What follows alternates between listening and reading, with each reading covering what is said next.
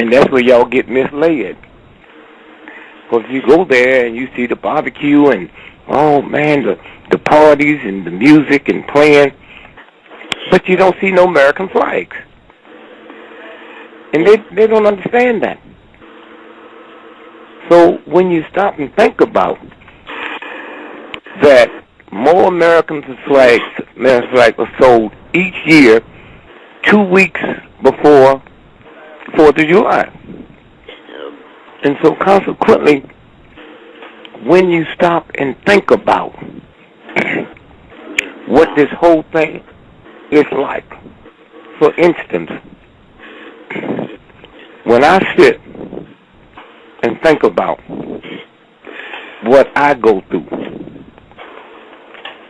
for instance, I'm getting on a plane next week and go to Europe for a big peace rally. Yes, sir. Now, round trip first class that's almost 10 grand. Now, I pay tax on that ticket, and I'm helping finance all them dirty wars. When you go get a loaf of bread, and you pay tax, you help finance them dirty wars. Now, you got to pay for that one day. No. And so consequently, when we sit and look around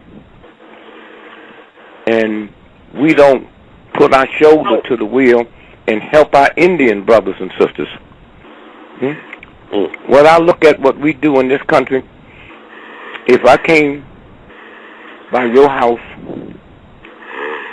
next week and found out somebody had killed your wife and family, mother and father, and occupying your house, I cannot be blamed for that. But when I move into that house with them and know what you did, then I'm part of it. That's where we are, black folk, with the Indians. We was brought here kicking and screaming. I remember Bob Marley, bless his heart, his office called me, and they wanted me to be his opening act at Harvard University. $40,000 to be the opening act. Now, he made more money in 1 month's concert than I made in 2 years. When I politely refused to work with him. I didn't know where his humanity, where his humbleness was. He got on a plane and flew to see me and wanted to know what had he done in life to make me, as much as he admired me and all the things I've done and willing to do, not want to work with him. I said, your song, Buffalo Soldier? Well, I'm outraged over somebody as wise and as talented as you, but write a song praising the Buffalo Soldiers when white America sent them west to kill the buffalo to starve the Indian to death. Of which he said he didn't know that. I said, my grandmother don't know it, but my grandmother is ignorant. So these type of things, you're not. So I'll give her a pass, but I can't give you a pass. And so consequently, when you stop and think, and then when he got through talking to me with that humbleness, I said, okay, I'll do it, but I don't want to be paid. Wow. And so consequently, the old black folks could remember everything because we lived in a system that kept me from learning how to read and write. You know, man, back in the days, you go to church, and you know, most of them black folks in them holy roly church, they couldn't read. except the Bible. They can read it from back to front, quote it. They read them Baptist hymn books, and y'all need to get a Baptist hymn book because most of those songs are deaf tunes. You got shoes, I got shoes, all got children got shoes. Once we get to where? Heaven, yeah. Now, what do you have to do to get to heaven? You have to die, right? Yeah, yes, sir. Supposedly, they tell me that. Yeah, now, they talk about we up there drinking milk and honey. I couldn't wait, man, to get big enough where I had my own money, go get me some milk and honey, and I put some milk and honey together. It do not taste good. It do not taste good. You know, one of the filthiest songs for black folks is Amazing Grace. Black folks love that song.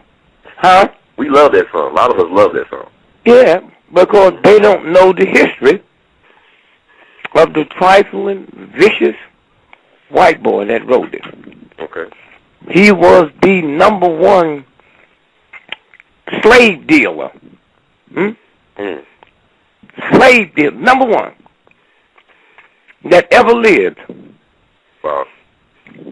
He rejected God, and the reason I say that is because his father was a minister. So he knew about repenting and all of that. And one day he's out on his pleasure boat, and a storm come up. Now, you can't be a slave trader without knowing the ocean, and so consequently, he saw this storm, and he knew that he was going to die. He'd never seen anything like that. And he fell on his knees because he knew about repenting. And said, God, please help me. Let me repent and save my life. And not only will I stop doing this, but I will write a book and let the world know how filthy I am and that I asked you for forgiveness. And he looked up and the storm had ceased. The sun was out. So he stopped. He wrote that song, Amazing Grace. That's about him.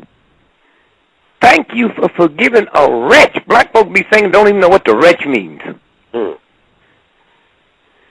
For instance, let's say that the same circumstances, but it wasn't about a slave dealer, okay? All right. Let's say it was about a woman that was the #1 prostitute in the history of the world. She not only killed her John, she killed her pimps too. And then same thing happened. She see this storm and she knows she's going to die and she repents. And say, God, forgive me. And not only will I denounce what I've been doing, but I'll praise you for letting me repent if the storm cease. And then the storm cease. Now, this is a woman now. Amazing grace, how sweet. Thank you for forgiving a hoe like me. What do I think my mama sitting up in church calling herself a hoe? The song is not pertaining to her. Right. Yes, sir.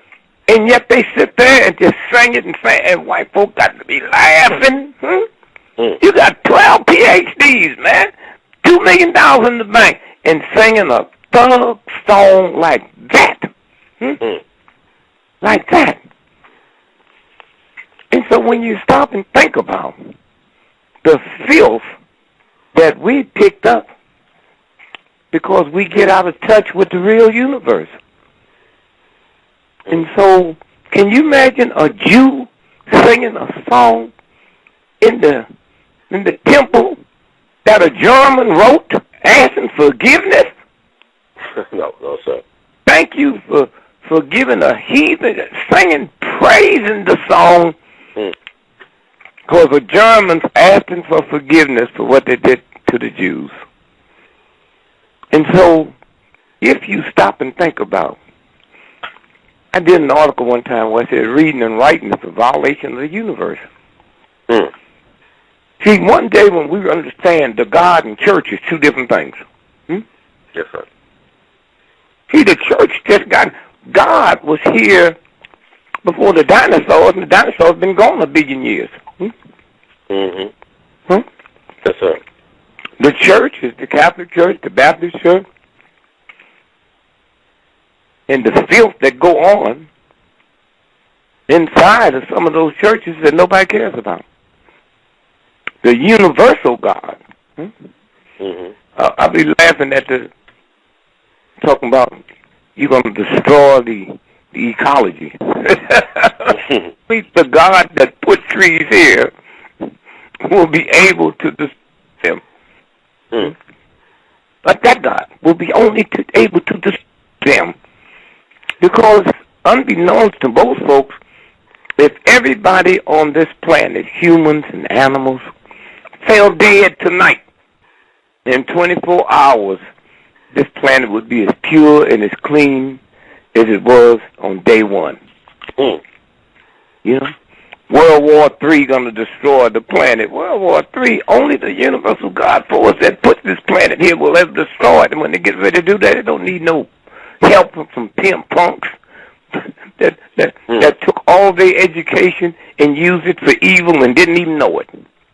Yes, sir. I was doing a seminar the other day. They had a 5-day conference on unidentified flying objects. And the guy said, we see you at these conferences all over the world, and you never want to speak. Why? Because y'all don't know what you're talking about. Y'all, the fact that you say unidentified, you mean Harvard, Yale, all your little white schools with your white supremacy can't identify? And when I listen to y'all talk, y'all be talking about these things like y'all talking to some Negro sharecroppers 300 years ago. That's that thing inside of you. Look, let me tell you something. Yes, sir. I come to these conferences so I can meet them folks. You mean they come down? Sure they come. What? Not to study you, to meet other folks. They don't need to study you. If you understand one thing, unidentified flying objects on this planet never happened like it's happening now until after you detonated a nuclear bomb.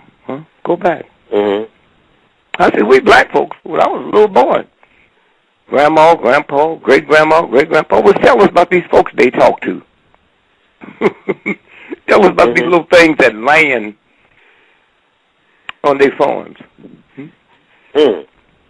Okay? They tell us this, man. We didn't have to go to the movie because they could dramatize it, And then laugh and say, yeah, well, behave yourself, boy, you get to see them. And so, Pullman porters, you see, a white dude named Richard Pullman decided one day that America had created enough wealth with certain families that they could make millions of dollars if they could have some train cars made, which was in London. Yes, sir. He was here from Chicago. That these rich white folks would be able to get on the train with their own bed, dining car, porters, had their own food fixed. And then he decided he would get him, just doing Reconstruction, he would decide that he'd get him some 6'3", dark-complected Negroes with white pearly teeth and smiles. Now, what did that mean? That means that type of Negro didn't threaten white folks. I'm invisible to them. So, do you know how many black porters, sleeping car porters, were millionaires? No, sir, I don't. Thurgood Marshall's daddy. Okay. That's how he made it and sent his children to school. Why? because these white folks don't see me as a nothing, invisible. So when they be on the train talking about their stock deals and I'm bringing them they gin and tonic, they don't stop. So I come back to the neighborhood. That's right. and play. It's just like you're on a train and you hear some folks talking about they're going to fix the policy in Memphis for the next 30 days. Mm-hmm. And here's the numbers here. Now, I can't read or write, huh? So I memorize it. That's right. That's right. And I pass it on to the other folks. And so consequently, Nelson Rockefeller, one of the richest cats on the planet, he couldn't read or write. Oh, really? David Rockefeller, one of the mightiest bankers, he couldn't read or write. See, when I can't read or write, they just talk about family values. Daddy wasn't home. But when white folk can't read or write, they call it dyslexic.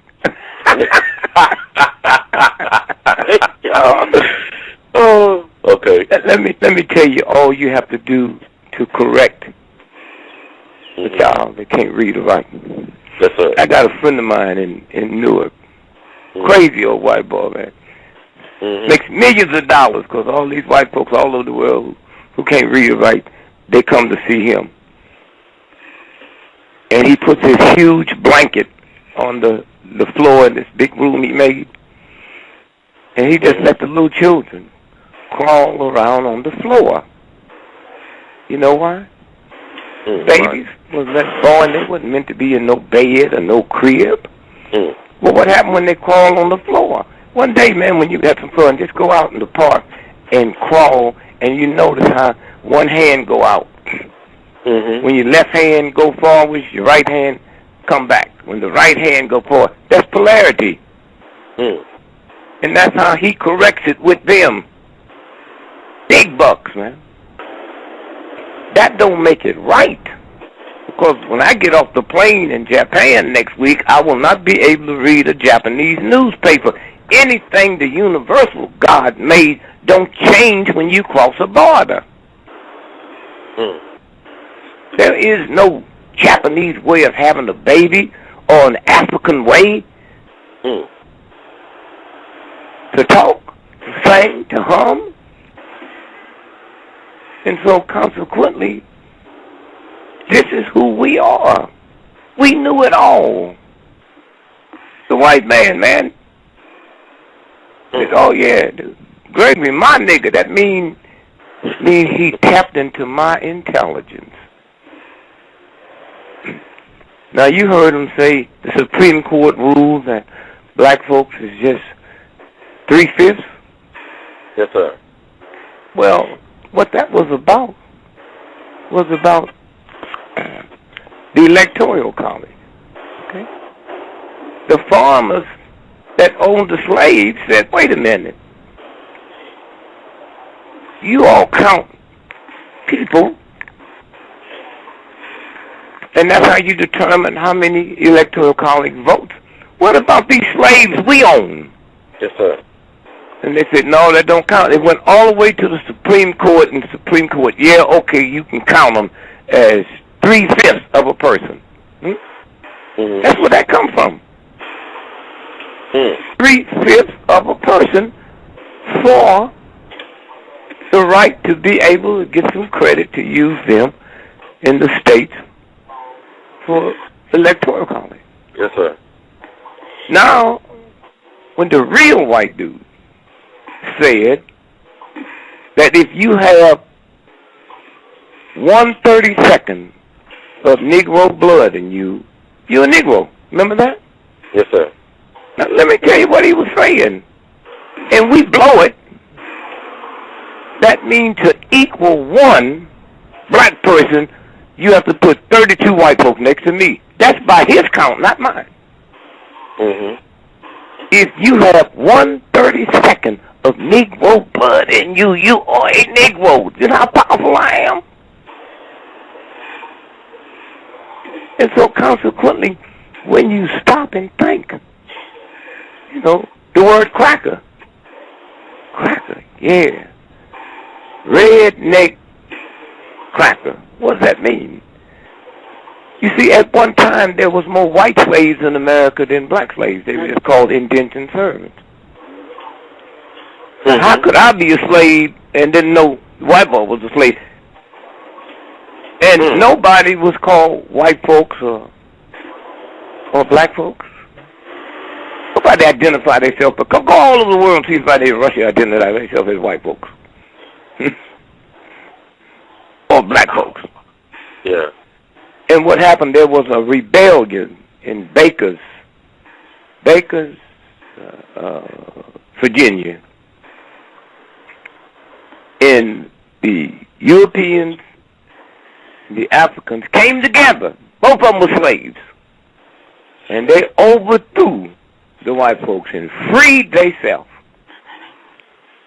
And then the white boys came together and said, well, we got to stop this. How do we do it? He said, well, here's what we'll do.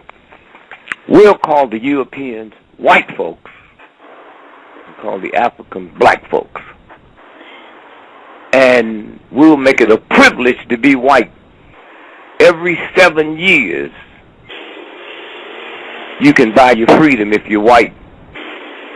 If you're black, you can't do that. That's how it happened. That's where that came from. Damn. All over the world, who identifies themselves by their color? And so consequently, now we putting it together. That's redneck cracker. I used to work on the floods in St. Louis when I was a little boy. Had to be 18, but, you know, if you was black, they didn't care.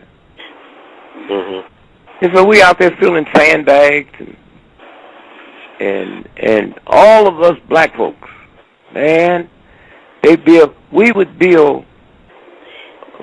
put up enough sandbags, and then we would build levees 200 to 300 feet high, man.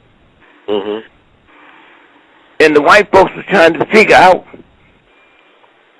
when that levee gonna break. You know what the black folks did? We lay down in the middle of the road and go to sleep. Mm-hmm. And when you wake up, flies and bugs will be all over you. You see, we look at them as flies and bugs. Let me tell you how hip. You're a little young, but you know when they invented margarine. Mm-hmm. You know.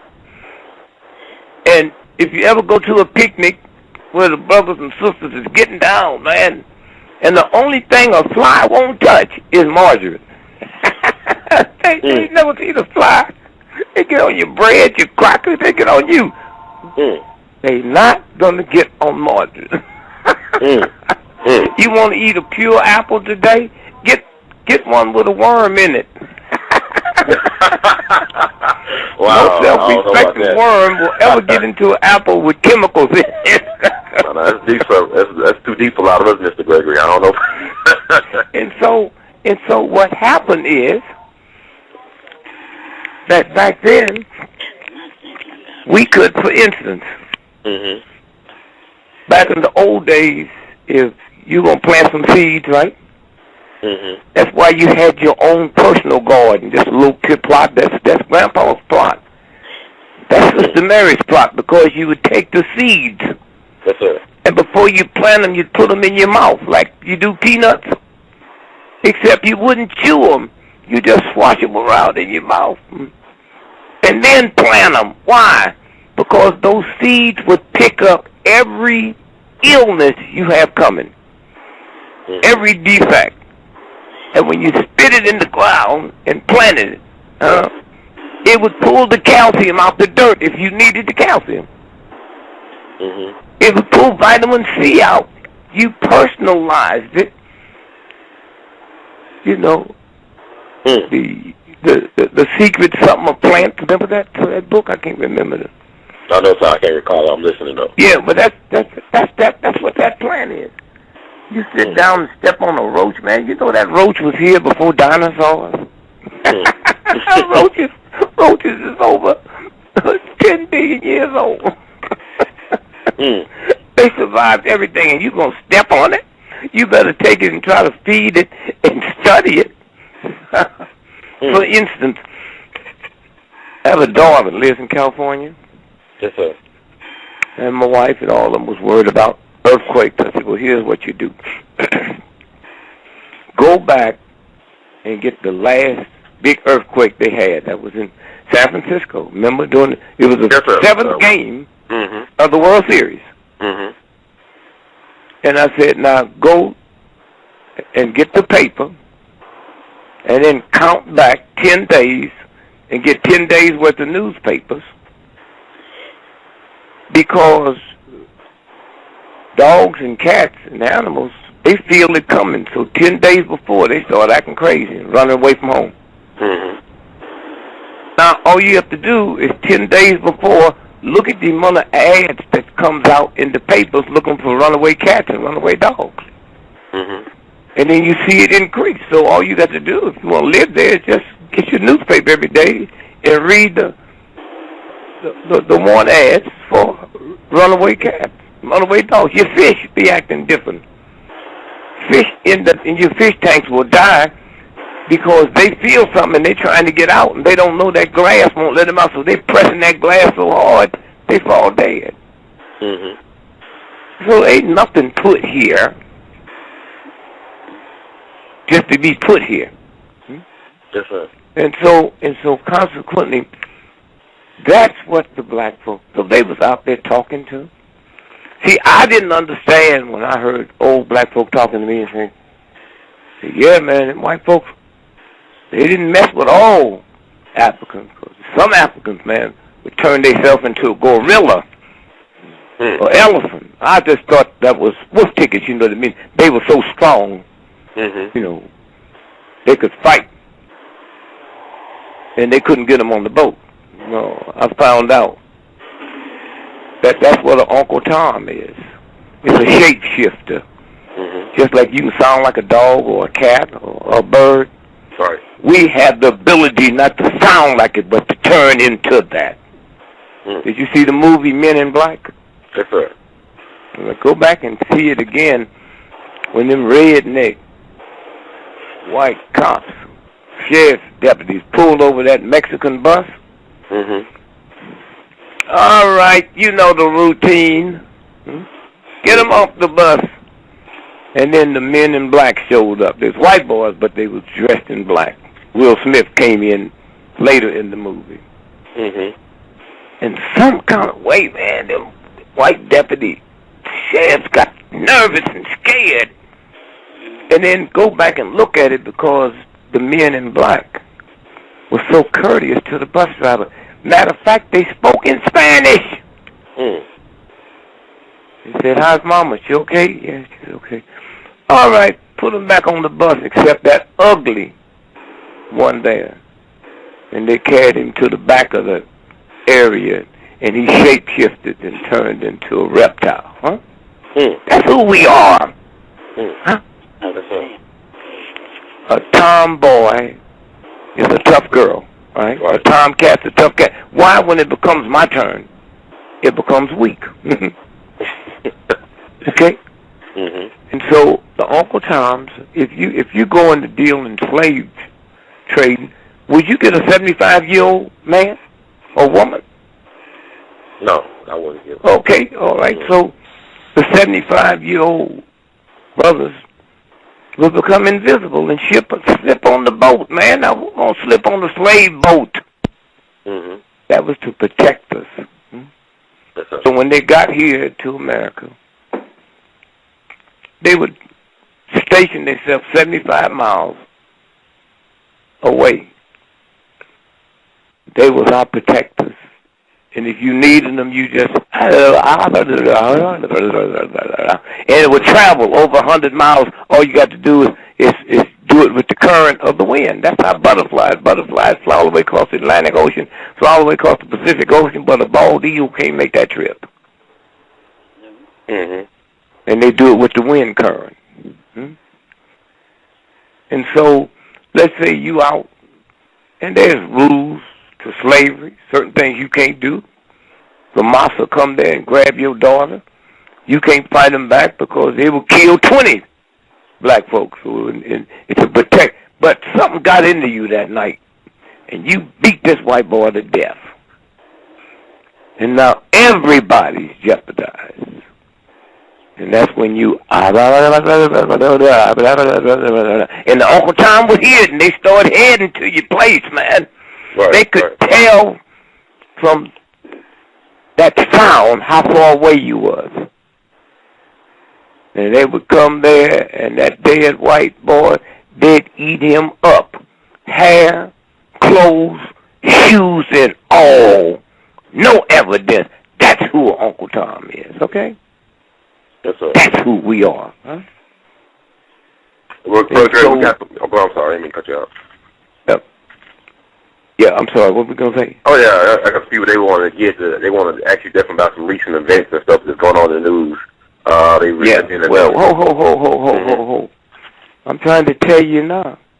Yes, sir. That's what I'm trying to tell you to lead up to this. Yes, sir. Did you see the night when President Obama won the second term? Yes, sir. Yeah. By a landslide, right? Yes, sir.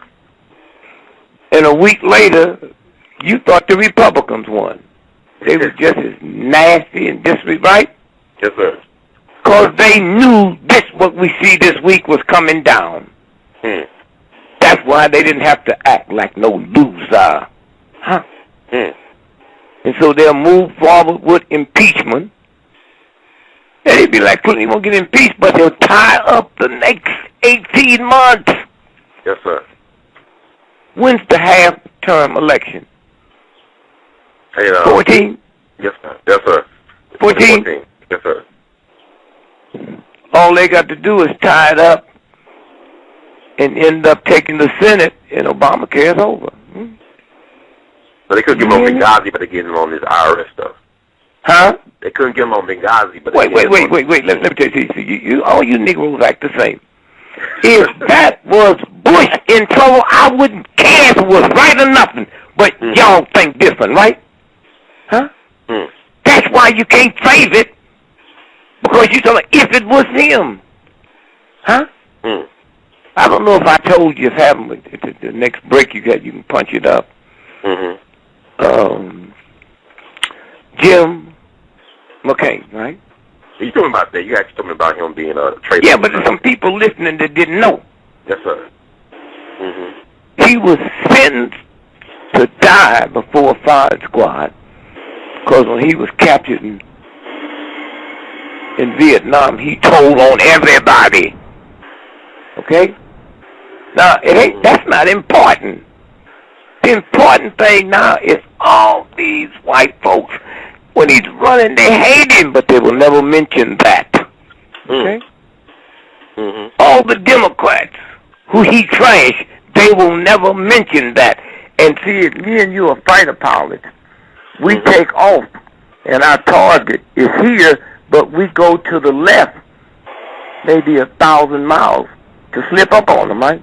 He told them the pattern, so they moved their anti-aircraft guns and caught them before they came into the target. And after he told the enemy, then we started losing planes in a 2-week period after he told them. 64% increase. And yet, and what I'm saying now, if somebody came up and said, oh man, George Wallace, man, he got 3 black children, I would love it. You don't have to prove it. It just sounds good to me. So that's why we talk about Rush Limbaugh. Rush Limbaugh make $300 million on a radio show. Why? Because there's an audience out there. Right. Pepsi Cola got an audience out there.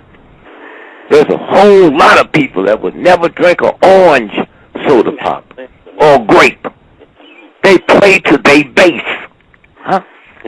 And so consequently, that's what they doing. They playing to their base.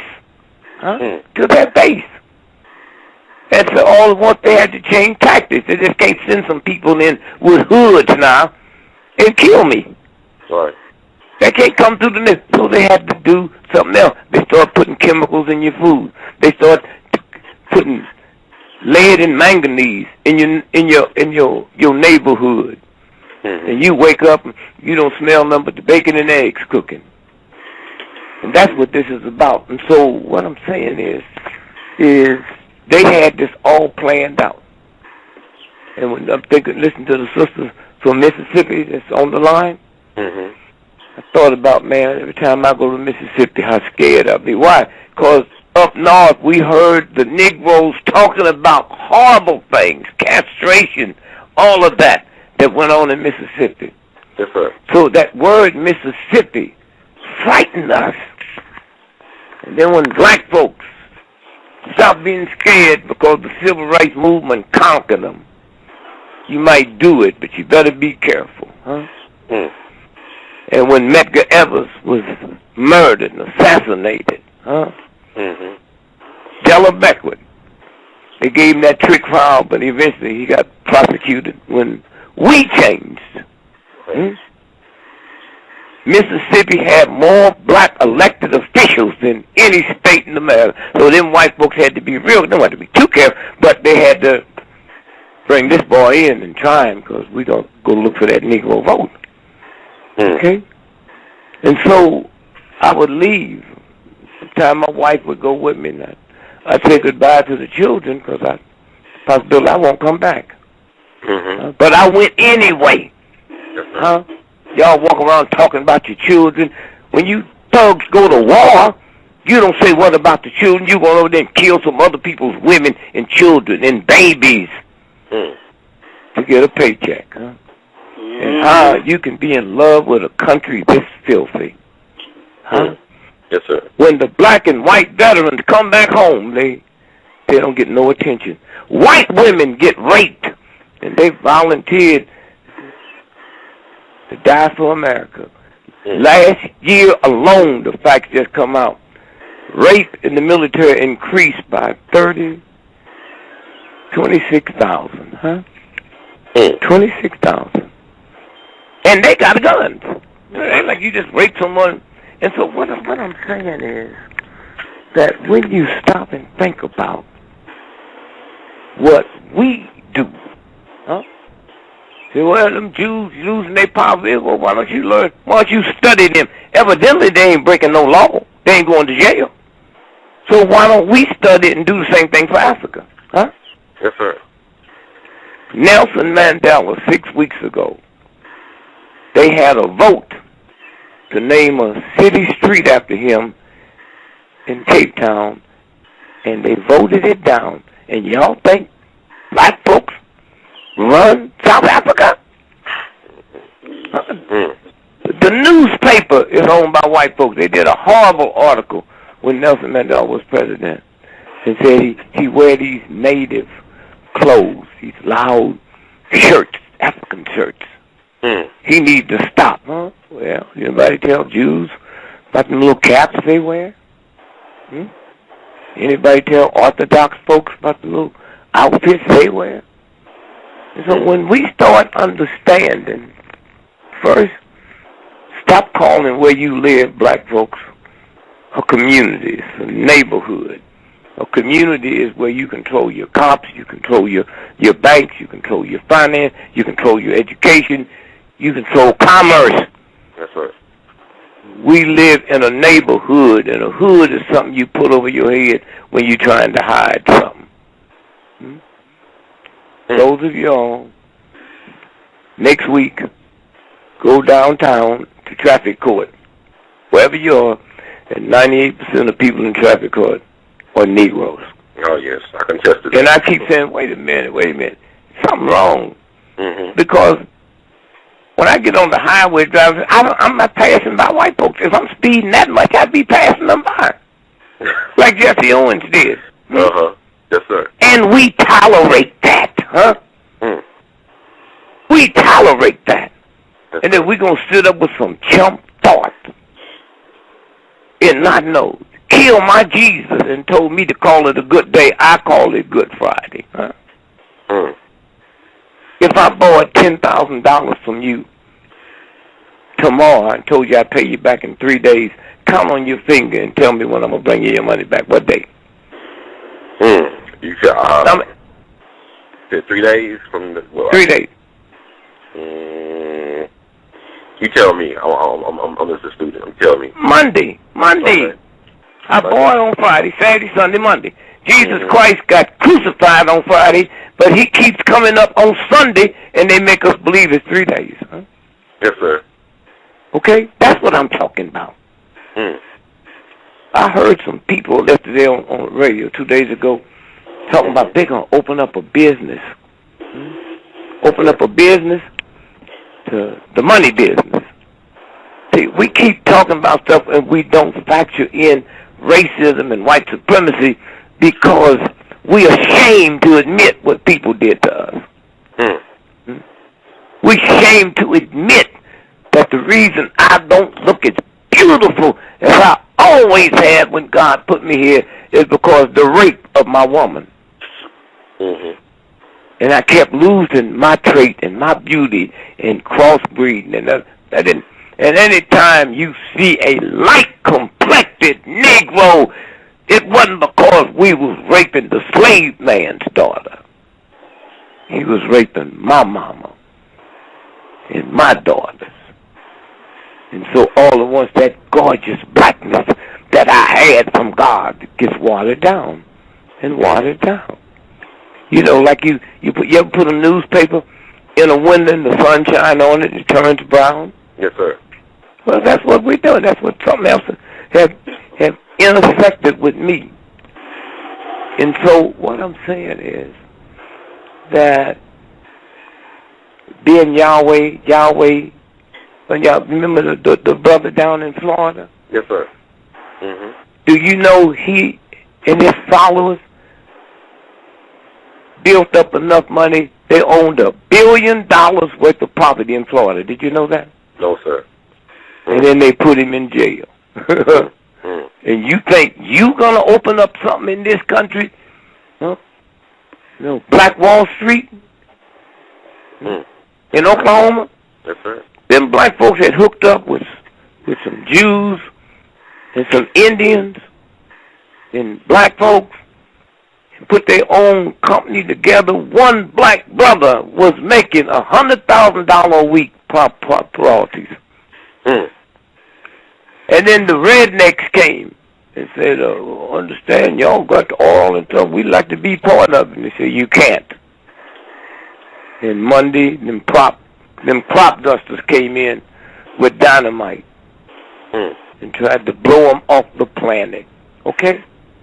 And so when I hear black folks talking about what we got to do, we don't manufacture nothing. Well, look, if General Motors and the big-time white boys who make trillions of dollars, if they stop manufacturing it, why you won't start? Huh? And so what I'm saying is that when you stop and look, and I've said for years, if I ever took over country, I'd make all you white folks. I'd bring the army out and make y'all apologize to white folks. Because the white folks y'all mad at, they couldn't help you if they liked you. Or were you really stupid enough to believe that some ignorant white folk who can't read or write can treat me this way? Since when do that type of thug determine public policy, huh?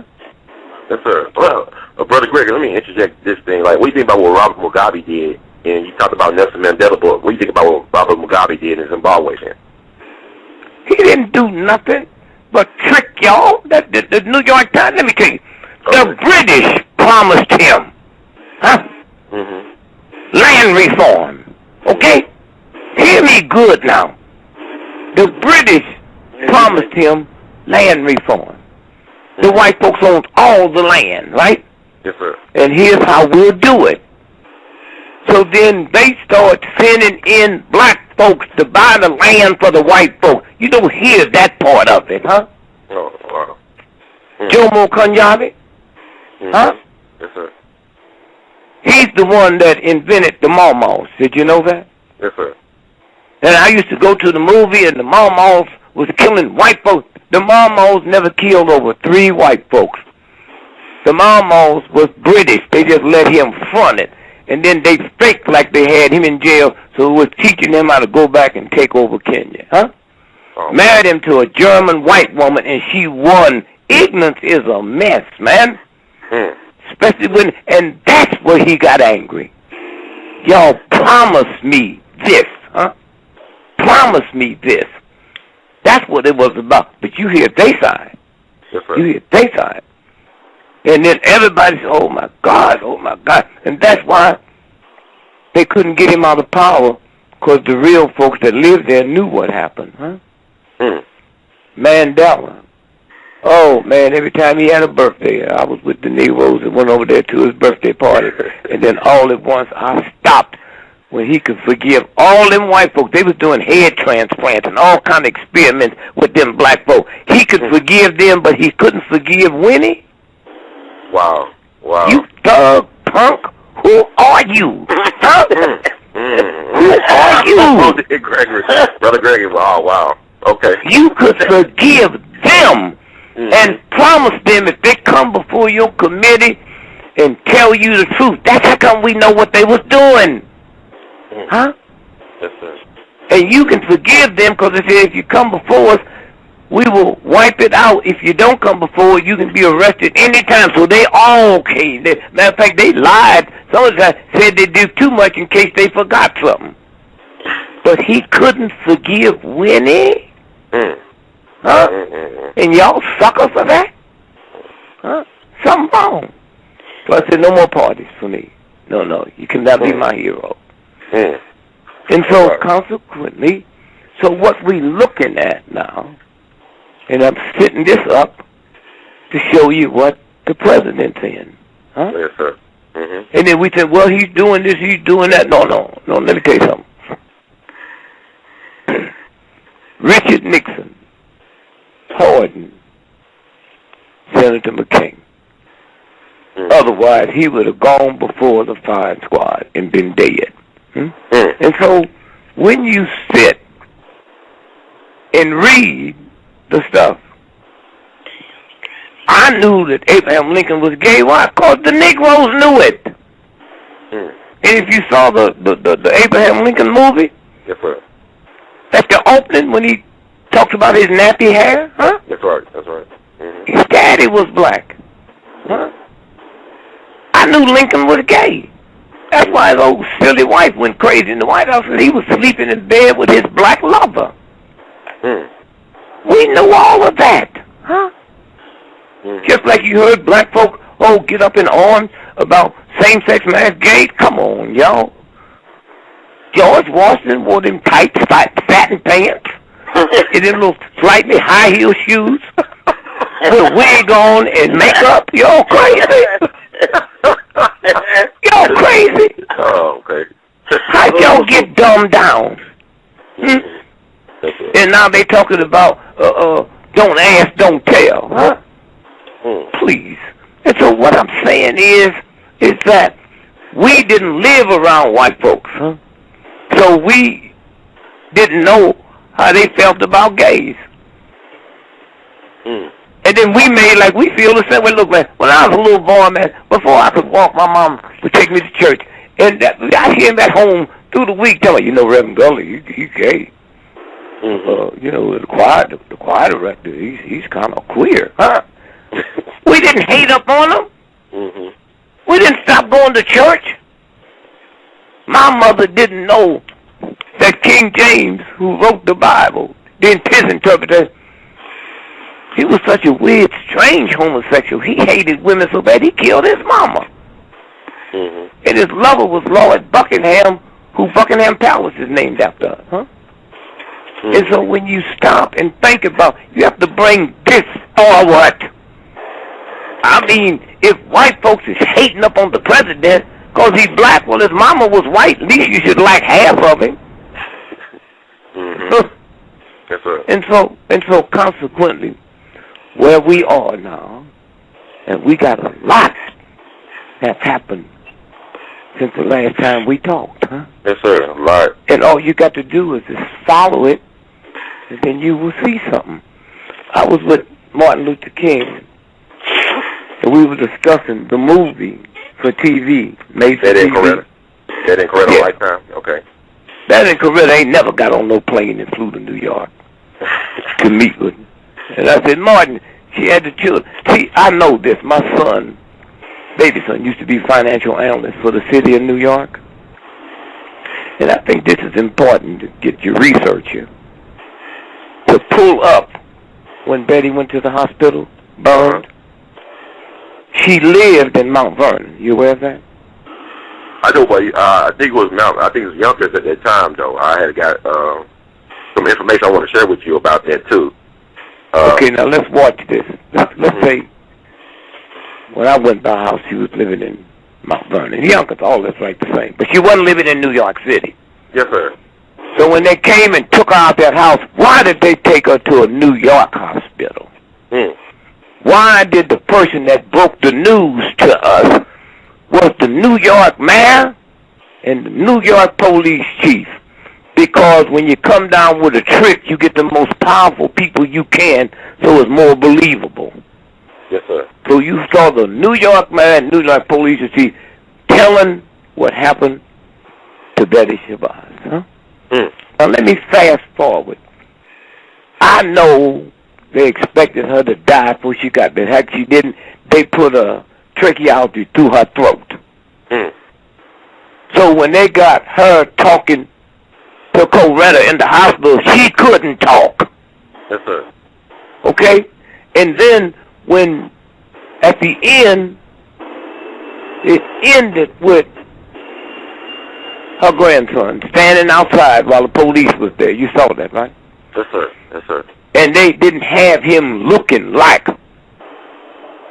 a little child. They had him looking like a man the way he looks now. And then he gets into the police car. And then the next day, the FBI grabbed him. He's going to get on a plane and fly to Iran. So I said to Martin, I said, you be a little careful because this movie's trying to tell us something. I didn't know they were setting up to kill the boy. I said, but something is getting ready to happen.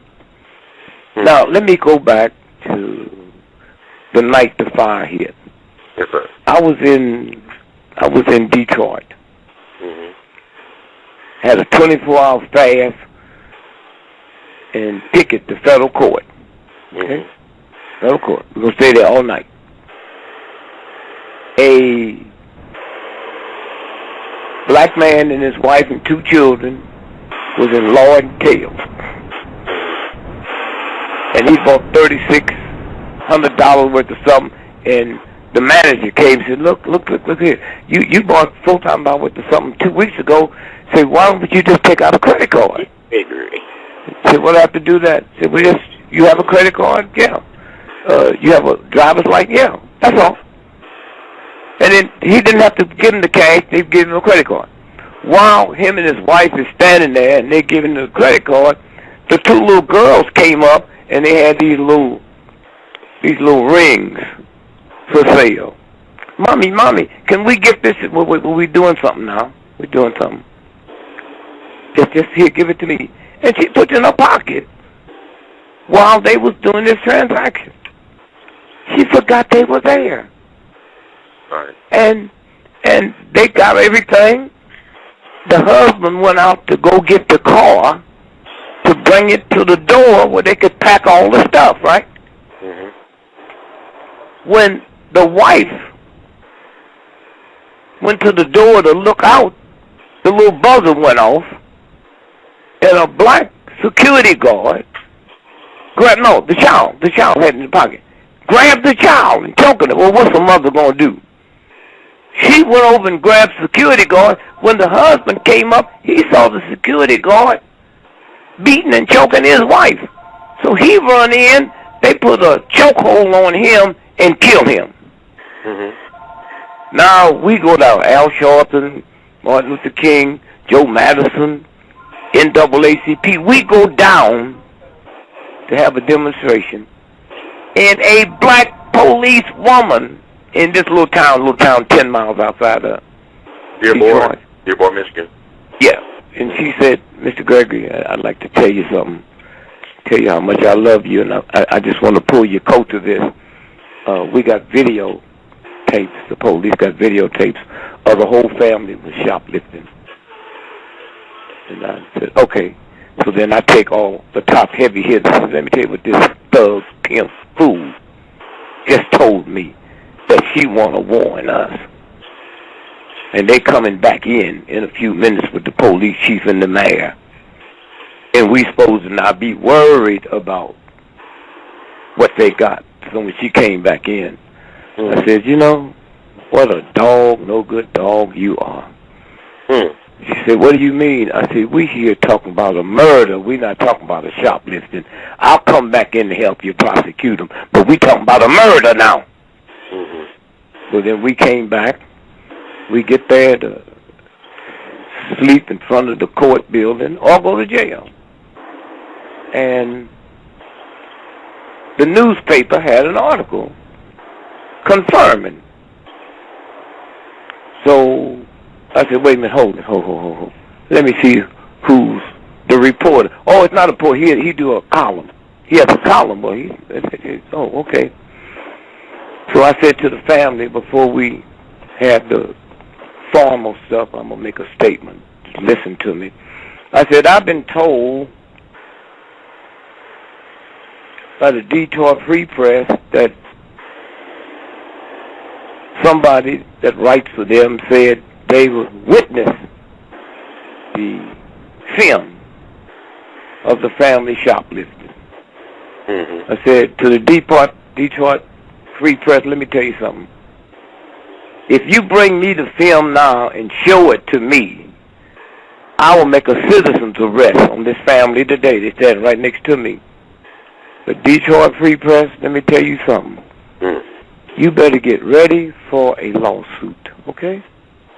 You're going to produce that film, and I got some people that can do to film what a brain surgeon can do to your brain. Don't bring me no trick film. Do you know that Monday, Detroit Free Press came out front page, there's no film existing. And we are outraged over this guy that would do a cop. Say, oh, they worry about some money now. Right. Now, exactly. Let me tell you why I'm telling you this story. Yes, sir. I go to Philly the next day to do a health seminar. That's when I find out Betty is at the brink of death. So I called my wife. And I said, baby, why didn't you tell me about Betty? She said, what? I said, don't you know she's almost dead? Greg, I didn't know it. What do you mean you didn't know it? He's one of the most influential people that ever lived on the planet, and something happened to his wife. I called Joe and I said, Joe, I need you to do me a favor, man. Check and find out when the story officially broke.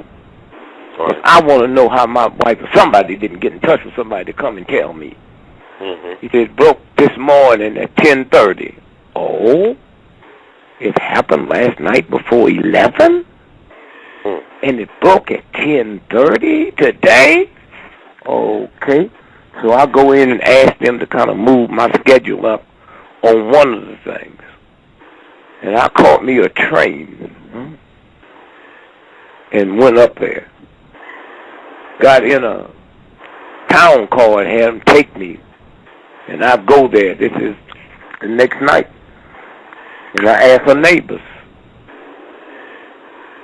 And she said, yeah, it was 4 men came here with hoods on. Now, she wasn't talking about Ku Klux Klan. She said, you know, the type of hood you use to hide your face. We don't know if there's black or white. There's white folks up there telling me this. Right, right. And said, and we saw them throw it, and they took the boy with them.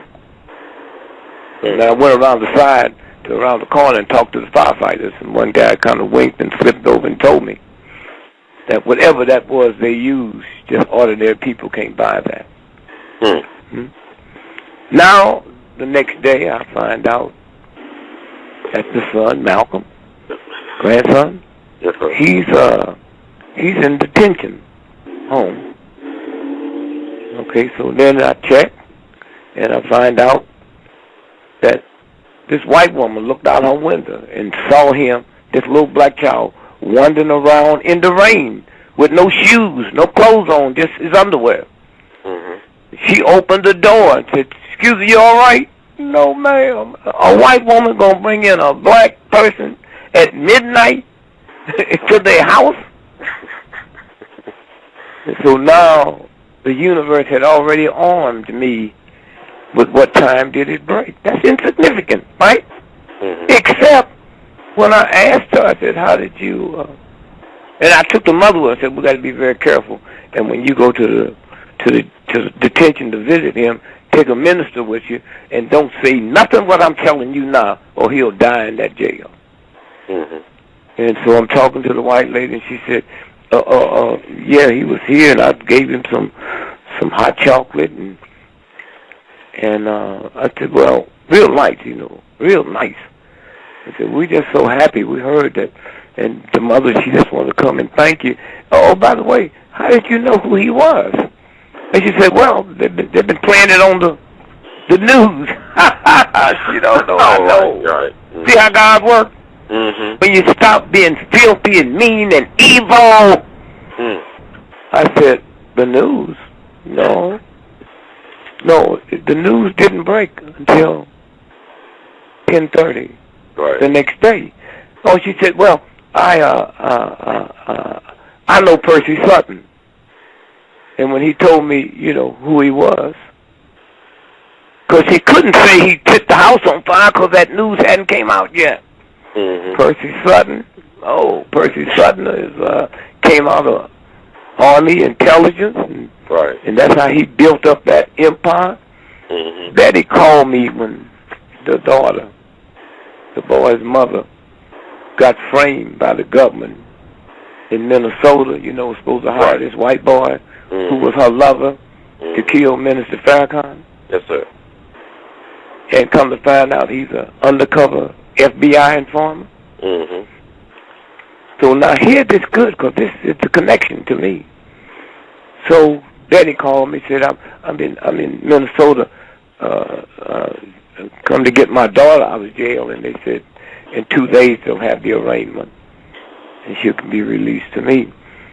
And she said, I'm here with Bill Consular, the lawyer that's supposed to be so good with civil rights and all of that. And 90% of his cases was mob cases and drug cases with the mob. He's nothing but a punk bug. And so she called me 2 days later, crying and screaming.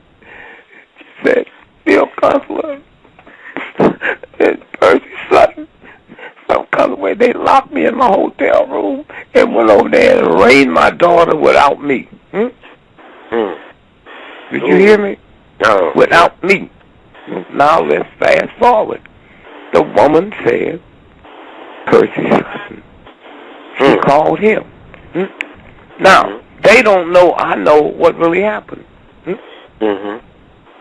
Some of his friends called me last week, and I don't know if they said he heard the tape on your show or some show, what I just told you. And listen. He said, Mr. GREgory's the most honest man. This is what he told him. Honest man in the world. He said what he said, that's what happened. Now, he was there. Huh? So now, we go up to last Friday, Thursday. Yes, sir. And the only paper that broke the news before any white folks was the Amsterdam News. And they didn't print on that day. That's right. But this was a friend of the family, they thought. This woman, this PR woman. Yeah, Trini Williams, I believe. I think it was her name. Yeah. Okay. So it goes out all over the world. And then it says the Amsterdam News. So all at once now they're going to let a black person break it. And every time I heard it that night, which wasn't that much, they was talking about, you mean nobody confirmed this with the American Embassy? Huh? A black paper in New York? See, those are the tricks you look for. Huh? So now, it was two different stories. One, it was a robbery. Another one, somebody threw him off a roof. They're two different cities. Right. And so now I started calling around and come to find out some strange Mexicans he had hooked up with. Then the guy said he didn't want to go because he didn't have no money. They said, you don't have to worry about nothing. Now they tell us he had a $1,500 bar bill. Now, assassinated, just like the Kennedy family. John was killed because he was trying to find out what happened. Robert Kennedy was killed because when he won California, he's a shoo-in to be the presidential nominee for the Democrats. He's killed. And so that's what they did to this boy. His mama is under brain control. He's under brain control. FBI been harassing him. So they setting him up. So now he's dead. Now you're going to see, unless this show stops it, I don't mean you, people hear it. Now you're going to see the FBI going to come in after investigating it and said he had hooked up with this Mexican gang to kill Minister Farrakhan. Who wouldn't believe it? Who wouldn't believe it? My grandmother believed that his mama wanted to kill Farrakhan, okay? And they believed Farrakhan because if you looked at the Coretta thing, they talk more about Farrakhan killing Malcolm, huh? Because they don't know the high echelon. A private can't make a decision to kill a foreign military officer because that's not the chain of command. The chain of command, Elijah Muhammad would have to make that decision, not a minister. Okay? And so consequently now, if they wiped out Farrakhan and then they came out and said, we was trying to warn him, and he didn't want us. He didn't want protection because when they guard the president, they ain't guarding him, they watching him. They take him out anytime they get ready. You know how I know that? When they had that state dinner for the Prime Minister of India, and then two thug white folks slipped in. Yeah, I remember that. Well, wait a minute, man. You can slip in heaven easier than you can in the White House. And nobody knew they slipped in until they went home and Googled it. Huh? Yes, sir. So they let him know we can take you out anytime we get ready, boy. Anytime we get ready. Now, let me put it this way. Yes, sir. If you became president of the United States today, what's the longest you can be president of the United States? Be 8 years, 2 terms. 8 years, okay? Yes, now, let's say I am the third in command of the CIA. You third in command, not you as the president, you as... Yes, sir.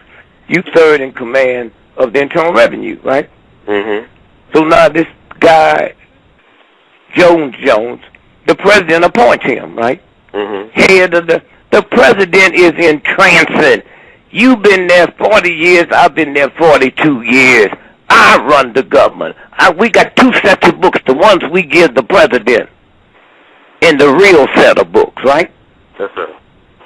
So we can do any kind of trick we want because you in transit. You don't know how that... So that's what went down, okay? They sit him up, okay? They say, well, we just can't kill him outright because the Negroes. Right. So now it would look like he stepped in it himself, huh?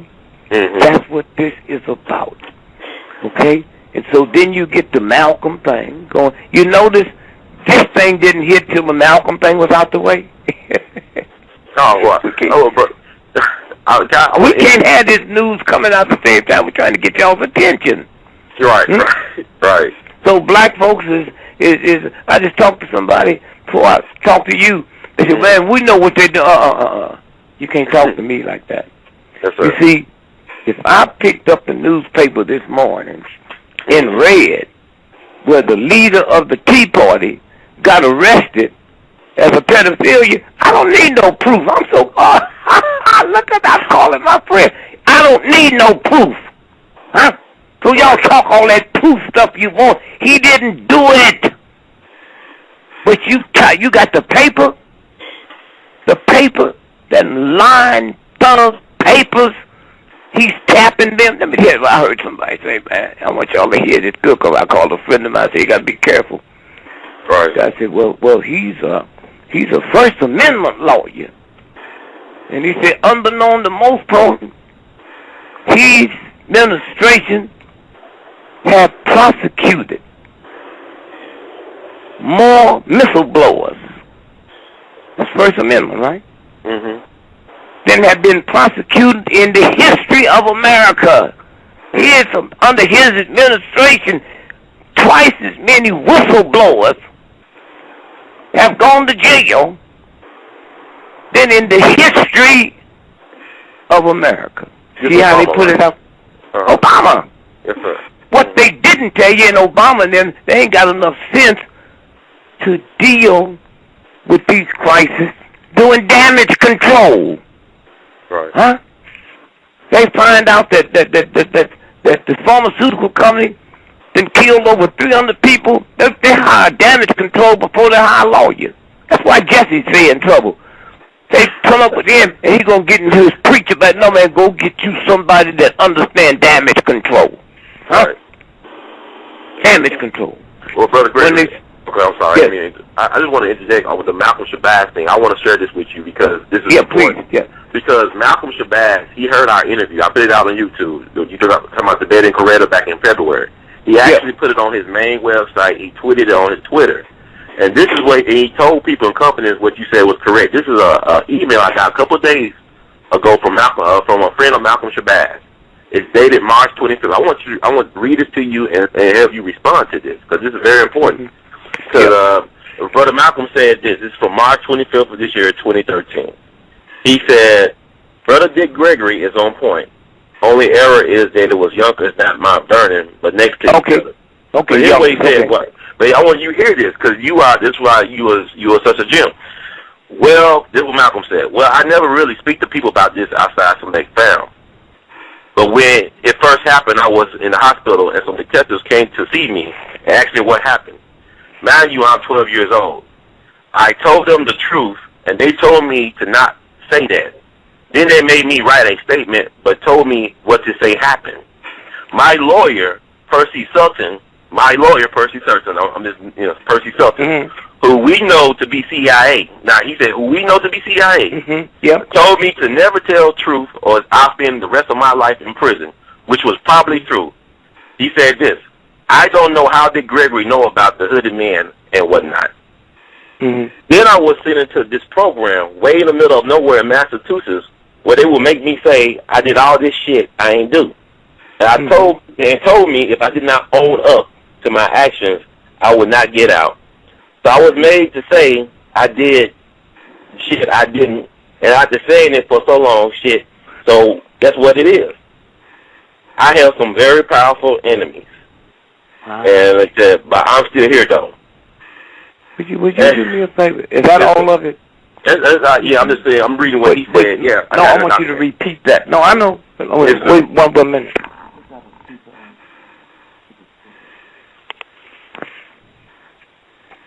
Brother GREgory? Yeah, I'm here. I'm trying to find out if this phone I'm on got a speaker. Because what you just said is very important, man. You see how these little pieces come together? Yes, sir. But do this for me. Would you read that again so your audience can hear that again? Yes, sir. Read what I just wrote you. Okay, I'll read the whole thing, yeah. Yes, sir. Okay. I'm just reading what he said here. Brother GREgory is on point. Only error is... Who it is. Tell me what you read. This is Malcolm Shabazz. This is the grandson of Malcolm X. This is Malcolm Shabazz back in March 25th, talking about the video he listened to that I posted with Dick He GREgory. listened to the video of what I told you. Yes, sir. And then here's what he put out. Listen. Yes, sir. Listen. So he said, Brother Dick GREgory is on point. Only error is that it was Yonkers, not Mount Vernon, but next to each other. And he said, well, I never really speak to people about this outside select families. But when it first happened, I was in the hospital, and some detectives came to see me and asked me what happened. Mind you, I'm 12 years old. I told them the truth, and they told me to not say that. Then they made me write a statement, but told me what to say happened. My lawyer, Percy Sutton, who we know to be CIA, told me to never tell truth or I'll spend the rest of my life in prison, which was probably true. I don't know how did GREgory know about the hooded man and whatnot. Then I was sentenced to this program way in the middle of nowhere in Massachusetts where they would make me say I did all this shit I ain't do and told me if I did not own up to my actions, I would not get out. So I was made to say I did shit I didn't, and after saying it for so long, shit. So that's what it is. I have some very powerful enemies. So I'm still here, though. But that was like, March 25th this year. Now he's dead. A week later. For May 9th. Mm-hmm. Thank you much. I can send this to you, too. So I can send you the, 42. Okay. Okay. So, I mean, like, you was on point. I mean, how you feel about that? Well, no. You see, we've been knowing all kind of stuff happens. Mm-hmm. Okay? I know he's under mind control. Mm-hmm. I know they got him hooked to drugs, huh? Mm-hmm. They got everybody when he was in the hospital, when his mother was at the hospital, when her mother, I asked her, I said, how long have you been knowing they got a microchip up your butt and make you do what they want you to do? And she got real evil. I said, come on, honey, come on, you know who you talking to. And she said, well, I started feeling something happened such a time, and I just felt like that. Mm-hmm. I was with James Brown, and James Brown told me how he hear this music in his ear, right? Mm-hmm. Okay, and I said, well, explain that to me. Now, remember, back then, they took everything away from James Brown. He owned airplanes, and radio stations, yes, sir. everything. Mm-hmm. So I said, well, tell me, see, back then, they didn't have the sophistication they have now. I said, well, did you go to the dentist? He said, I never thought about that. I said, yeah, I got the dentist. I had 8 teeth pulled out, and right after that, I started hearing this music in my ear. Mm. I started hearing people talking to me. I said, well, they put you under mind control, okay? Under mind control. And so then they make you do silly things. You heard what he said. The detectives, right? Right. Carried me to where? To the Massachusetts? Massachusetts, right. In the middle of nowhere. Okay, is that where the last mess just happened? Oh, wow. Yeah, Didn't they tell us? Didn't they tell us that Monday that nobody could get no phones out?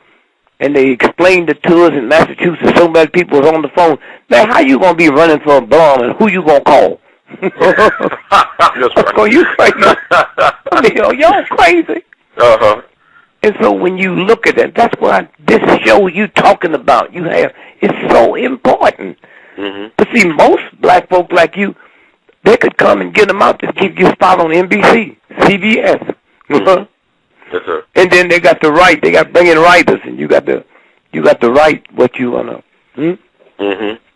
And so it's very important that folks hear what you just said. If I walked down the street 2 weeks ago and passed by Mal, I wouldn't have known him, huh? Mm-hmm. I wouldn't have known him, but I know they tactics that they use, huh? Mm-hmm.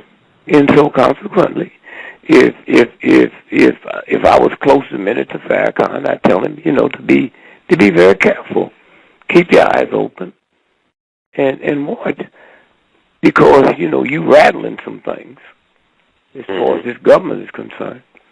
And so when you stop and think about, that, and so I'm glad you. Somebody else told me about that. When I just told you just now. Really? Somebody told me about what he said. Mm-hmm. Said Dick Gregory's the last honest man on the planet. Mm-hmm. And then I didn't know he had put it out there, but his whole trip. It's just like these little guys in Boston. Right. Okay. Mm-hmm. They're gonna say they dug up. They're out at the dumpster, right? Right. Looking for his hard drive, right? Mm-hmm. They're gonna put it there, huh? They're gonna put it there. First, they told us, and I am shocked that the Washington Post broke the story when the Washington Post said, what did they say? The Washington Post said that the young one didn't have a gun. Okay. And who shot him in the throat? And if he was so critical and all messed up, but they're going to have people go in and talk to him, and he can't talk, but he's going to write. Do you know anybody, man, that's in the pain that he's in that can listen to your questions and write the answer? No, I don't think so, no. We talked to some people that saw the autopsy on the older brother, and it said he was never hit by a car. But they told the whole world his brother ran over him. Huh? Right. We also found out that both of them disappeared 2 weeks before the marathon. His friends, none of them knew where he was. And they said he ain't never missed soccer, right? And then they come back Tuesday after the bombing. He goes back to college. And people say, it's really strange. He act like he didn't know anything. He didn't. Okay? He didn't. And so when you stop and think about how they do it, you know, they said down in Connecticut that they said the boy killed his daddy, then drove 2.5 hours, killed his mama, who worked at the school. And then we find out his mama is wealthy. She got, not that she get big money from the divorce, but she worked for the CIA developing violent video games for children that leads into mind control. They the ones smash her computer, because I'm saying if I'm going to commit suicide, what the hell I need to clean up? I'm thinking to kill myself, huh?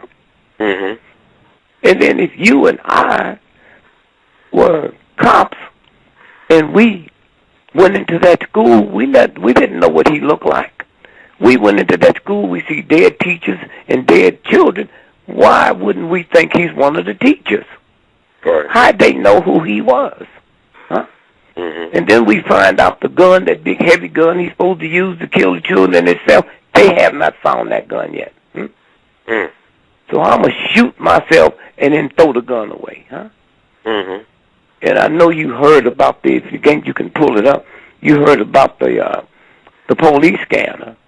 Yes, sir. Yes, sir. Where the cop did. Do you have that? I don't have it. I don't have it uploaded for me to play, but no, I know. But I'm saying I think you need to play that for your, or not now. Yes, and sir. You hear the cop saying, "We got one in the car, huh? Yes, sir. We got another one down on the ground. Oh, here come another one out of the woods with a gun and these fatigue clothes on. But don't worry, we'll bring them all in." CBS played that one time. And they didn't play it no more. Up until Walter Cronkite did an interview with LBJ, 5 parts, going to run 5 different days. Somebody called me and said, I got a copy for you. And I got the copy. And up until then, I always thought LBJ had something to do with it. Until I think Lee Harvey Oswald was involved, but he didn't pull that off by himself. There was 3 days later, LBJ was dead. And me and Walter Cronkite, we was good. I saw a $28 million deal go down. That's how close we was. Okay. And so I bumped into him at the airport, and I told him, I said, I saw the tape, and that part was deleted. And he said, no, CBS overruled me. And I said, but my grandmother don't call CBS Uncle Walty. She calls you Uncle Walty. What a thug. But I'm trying to say, this is where it goes. Somebody said, you think they'll kill the president? they killed JFK. Right. You know, they killed Lincoln. So what makes you think they wouldn't kill a black person? And so this is where we are, and they can confuse you so much. And then now they go back to the friend who put that out on the wire, the girl there. Why would she just not tell you? You know, why would you put on the wire Dick Gregory was murdered last night? And let me tell you, he was also arrested when he was in high school for rape. What? They thought they killed me one night. And the only reason, well, one of the reasons they couldn't, because I forgot to tell my wife I I was changing planes. I was at Marvin Gaye's wedding, and I didn't come home. She sent the driver to pick me up. All they know, Rolls Royce. See, the people, it's minds, so when they send them things to get you, they have to give them pivot marks. And so one of the things we have to know is when they send them monsters to get you, mind control, how did they know to kill you and nobody else? Because it's when they come up on you, it's your aggressiveness. When you see them pull the gun, if you get scared or reach for them, they've been trained. That's what triggers them to hit you. And so at 9 o'clock that night, it went out. GREgory was killed tonight in Boston, hit and run, homicide. Okay? Hit and run. Right. Now, nobody knew that. Not Miles. Lil said about midnight that night, a white Boston police cop said, Miss GREgory, I'm a white Boston police cop. I can't tell you my name, but your husband was murdered tonight, and they're going to make it like it's not. And he hung up. She didn't know what they talking about. She just thought some crazy guy, right? And so this is what this is about. They control it. And all that stuff they talking about, the AP and bugging, the way they lie, and they part of the government. But who would believe that Obama don't know nothing about it? Huh? Huh? We know they out to get him. We so into our nigger stuff. Oh, they're going to do this. They're going to do this. Well, if you're going to be in the nigger stuff, get it right. How come he didn't hire a black PR guy instead of having this chump white boy stand up there and tell the world what the president said? Huh? You should be looking at Scandal then. Huh? You need to be looking at a TV show Scandal to get some tips, no? No. Is a lot of that's in that Scandal? Tell me about that and tell the people, listen. I heard it. I was talking to a friend of mine the other day about that TV thing. But my son got a way you can pull them all up. Yeah. Tell me about what happened. Scandal is a show about this fixer named Olivia Pope. She's based on a real-life fixer named Judy Smith, who worked for George Bush 41. That worked for Bush, right. Right. And Monica Lewinsky, she represented her and also helped Wesley Snipes. But it's about her life. But this woman in the show, Olivia Pope, has an affair with the President of the United States. And she, helps them fix things, like, people being found dead with somebody in their hotel room. Stuff you talk about on our show about how to spin it and how to manipulate the media. Wow. So, you hear it. That's it. But I didn't look at the show, but you say you've been looking at the show, so you see what they do, huh? Right. It's all real. That's how Hollywood do. They put out what they're doing to you or going to do to you. So when you get it, it's not too far-fetched to believe it happens. Exactly. Yes, sir. And so now the president can die tonight in the White House, and everybody will believe when the press say he was so depressed he committed suicide. Exactly. Yes, sir. And then they'll find notes in the house, and then they'll find and then they'll have people who want to be anonymous. Said, yeah, we was out drinking last night, and I knew something was wrong because he started back smoking. Huh? Okay. And he said he just up, jumped, and stopped. Come on, man. They can give you a shot of nicotine, make you never want a cigarette. Okay? Yes, sir. Well, Brother GREgory, I'm sorry. I didn't mean to interrupt you. Yes. Now, I was saying, like, with the Boston bombing thing, it's a story I read that talks about the fact, the uncle of the two bombing suspects, he came out and called them losers on national TV. But my understanding is that he was married to this lady named Samantha, whose father is Graham Fuller, a former CIA spook and operative. So, I mean, like, you're talking about it's just the 2 degrees separation. Well, wait a minute, hold it. He lives right down there where the CIA headquarters is. Yes, sir. He has one of the largest oil investments in Dagestan. You know who his partner is? Who? Clinton. Figures. Arkansas Mafia. Clinton. Clinton. Okay? And so that's what this is about. And so we sit and we're going to get so embarrassed over the stuff they're going to tell us. You see, once they sit you up, come on now. Let's say this.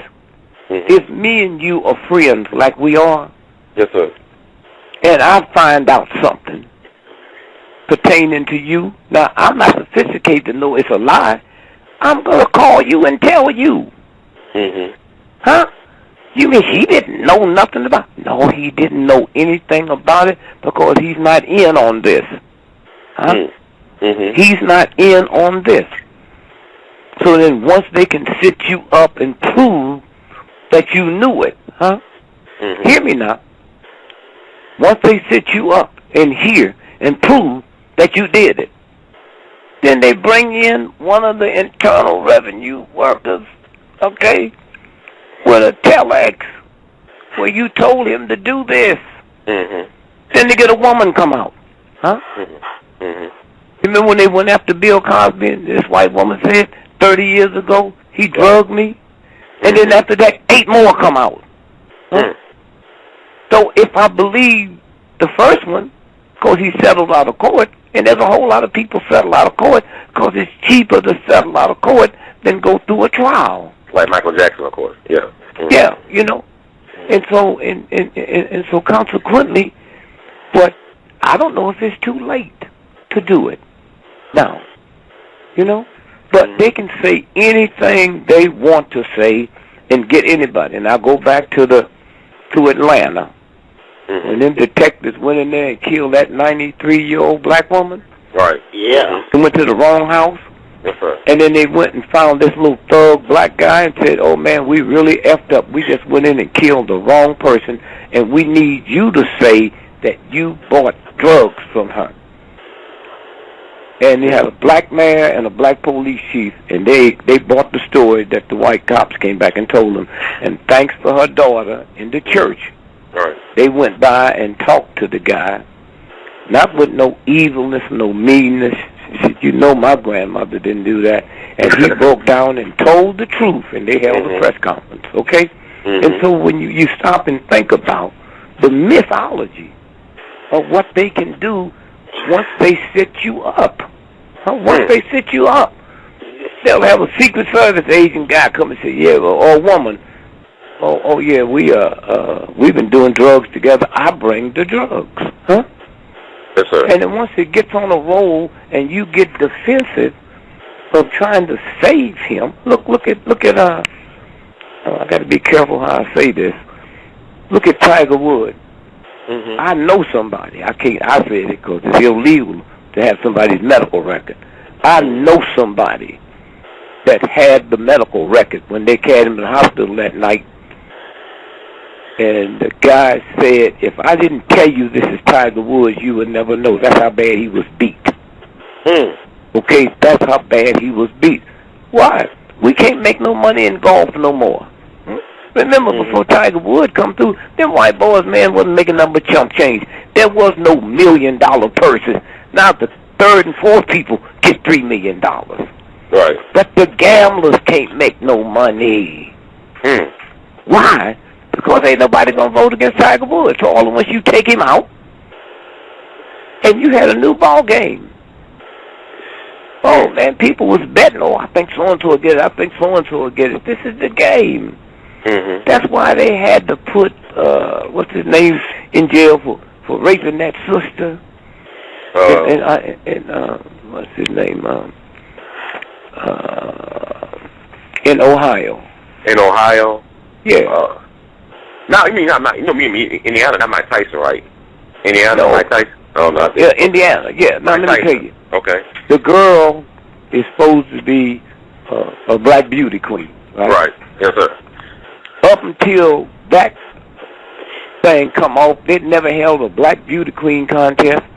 It was in Ohio. That's where whatchamacallin was from. That's where Don King is from. I know he's from Ohio, but you talking about Indiana? I know it was Ohio. In Ohio. No, you talking about the guy that got shot in the Irvin leg. That happened in Indiana. Okay, I'm listening. They had it in Ohio. Okay. Now, I know somebody know the limousine driver. They said earlier that night he had sex with her in the limousine. Okay. In the limousine. And that almost took down the head of the National Baptist Convention Oh, wow. Out of Louisiana.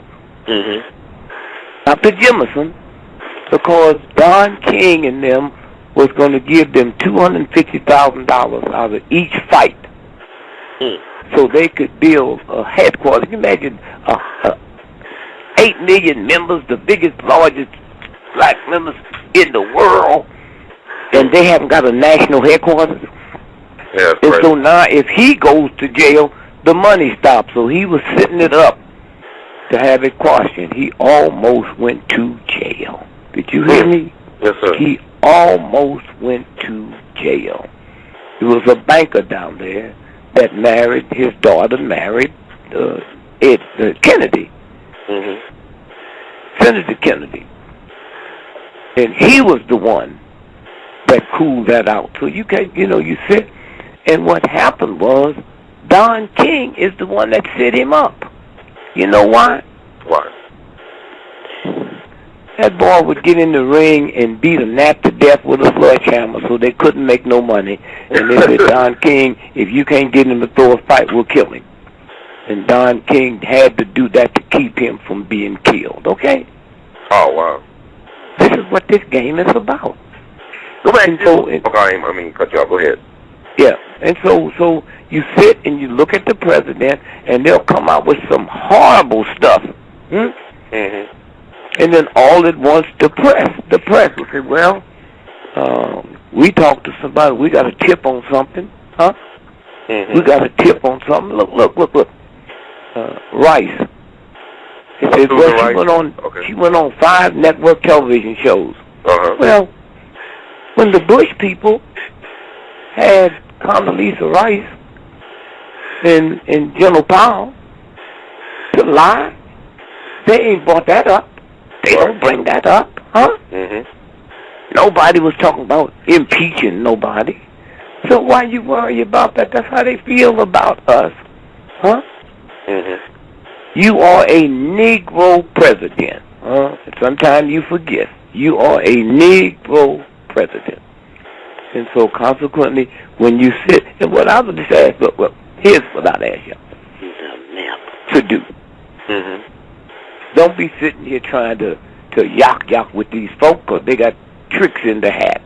Right. Just turn to that universal God, that the truth will come out. That's all. Every day at 12 noon, wherever you are, just pray. Now, I'm not saying ask God, oh God, spare him. No. The truth, that the truth will come out. If what they talk about trying to impeach him for, if it's true, then let the truth come out. You can't play with God. You can play with the church. And then that's the only protection that he will have, unless the next thing they do is they move to kill him. Huh? This is how big this is. Huh? Yes, sir. I mean, it was one time the only embarrassment that this president had to worry about was his vice president. I remember that. Those were the good old days, wasn't it? The good old days. Oh, where is Biden now that we need him? He's somewhere drinking champagne and having people call me Mr. President. He's somewhere now praying. Dun, dun, dun, dun, dun, dun, dun. He's rehearsing. He's rehearsed. And that's what this is about. Yeah, I was getting to the fact that you spoke of Mike Tyson and you talked about Tiger Woods. I'm saying, what saved Sugar Ray Robinson? Because he didn't throw no fight. I mean, Frankie Carbo out on Murder Inc. guys came up to him and wanted to throw fights. He didn't do it. Who? Sugar Ray Robinson. Man, you'd be surprised how many fights Sugar Ray. He threw fights? Huh? You said Sugar Ray threw fights? Oh, Sugar Ray. Oh, no, I thought you were talking about... No, y'all young. I thought you were talking about... Oh, yeah, Sugar Ray Robinson. Now, it came like Frankie Carbo, them guys came to him. He didn't want to throw no fights. He didn't have to throw fights. He threw fights, man. Come on. Listen. Okay. What's the white boy they say was the greatest heavyweight champion? Rocky Marciano. Yeah, Rocky. Okay, and you remember when the black brother got in trouble because he said he couldn't hold my jock strap? Which one? Like, you're not Floyd Mayweather, right? No. I'm talking about heavyweight. Okay. No, he said Marciano couldn't hold my jock strap. One that, what's the one that, the black guy that was so good? Let's see. You got a couple of them. You got several. Joe Louis? George Pullman, Ali, Joe Louis. No, come on, man. Come on. This happened way after Ali. He was heavyweight champ when he said that. Not really, Bo. Not No, come on, man, y'all.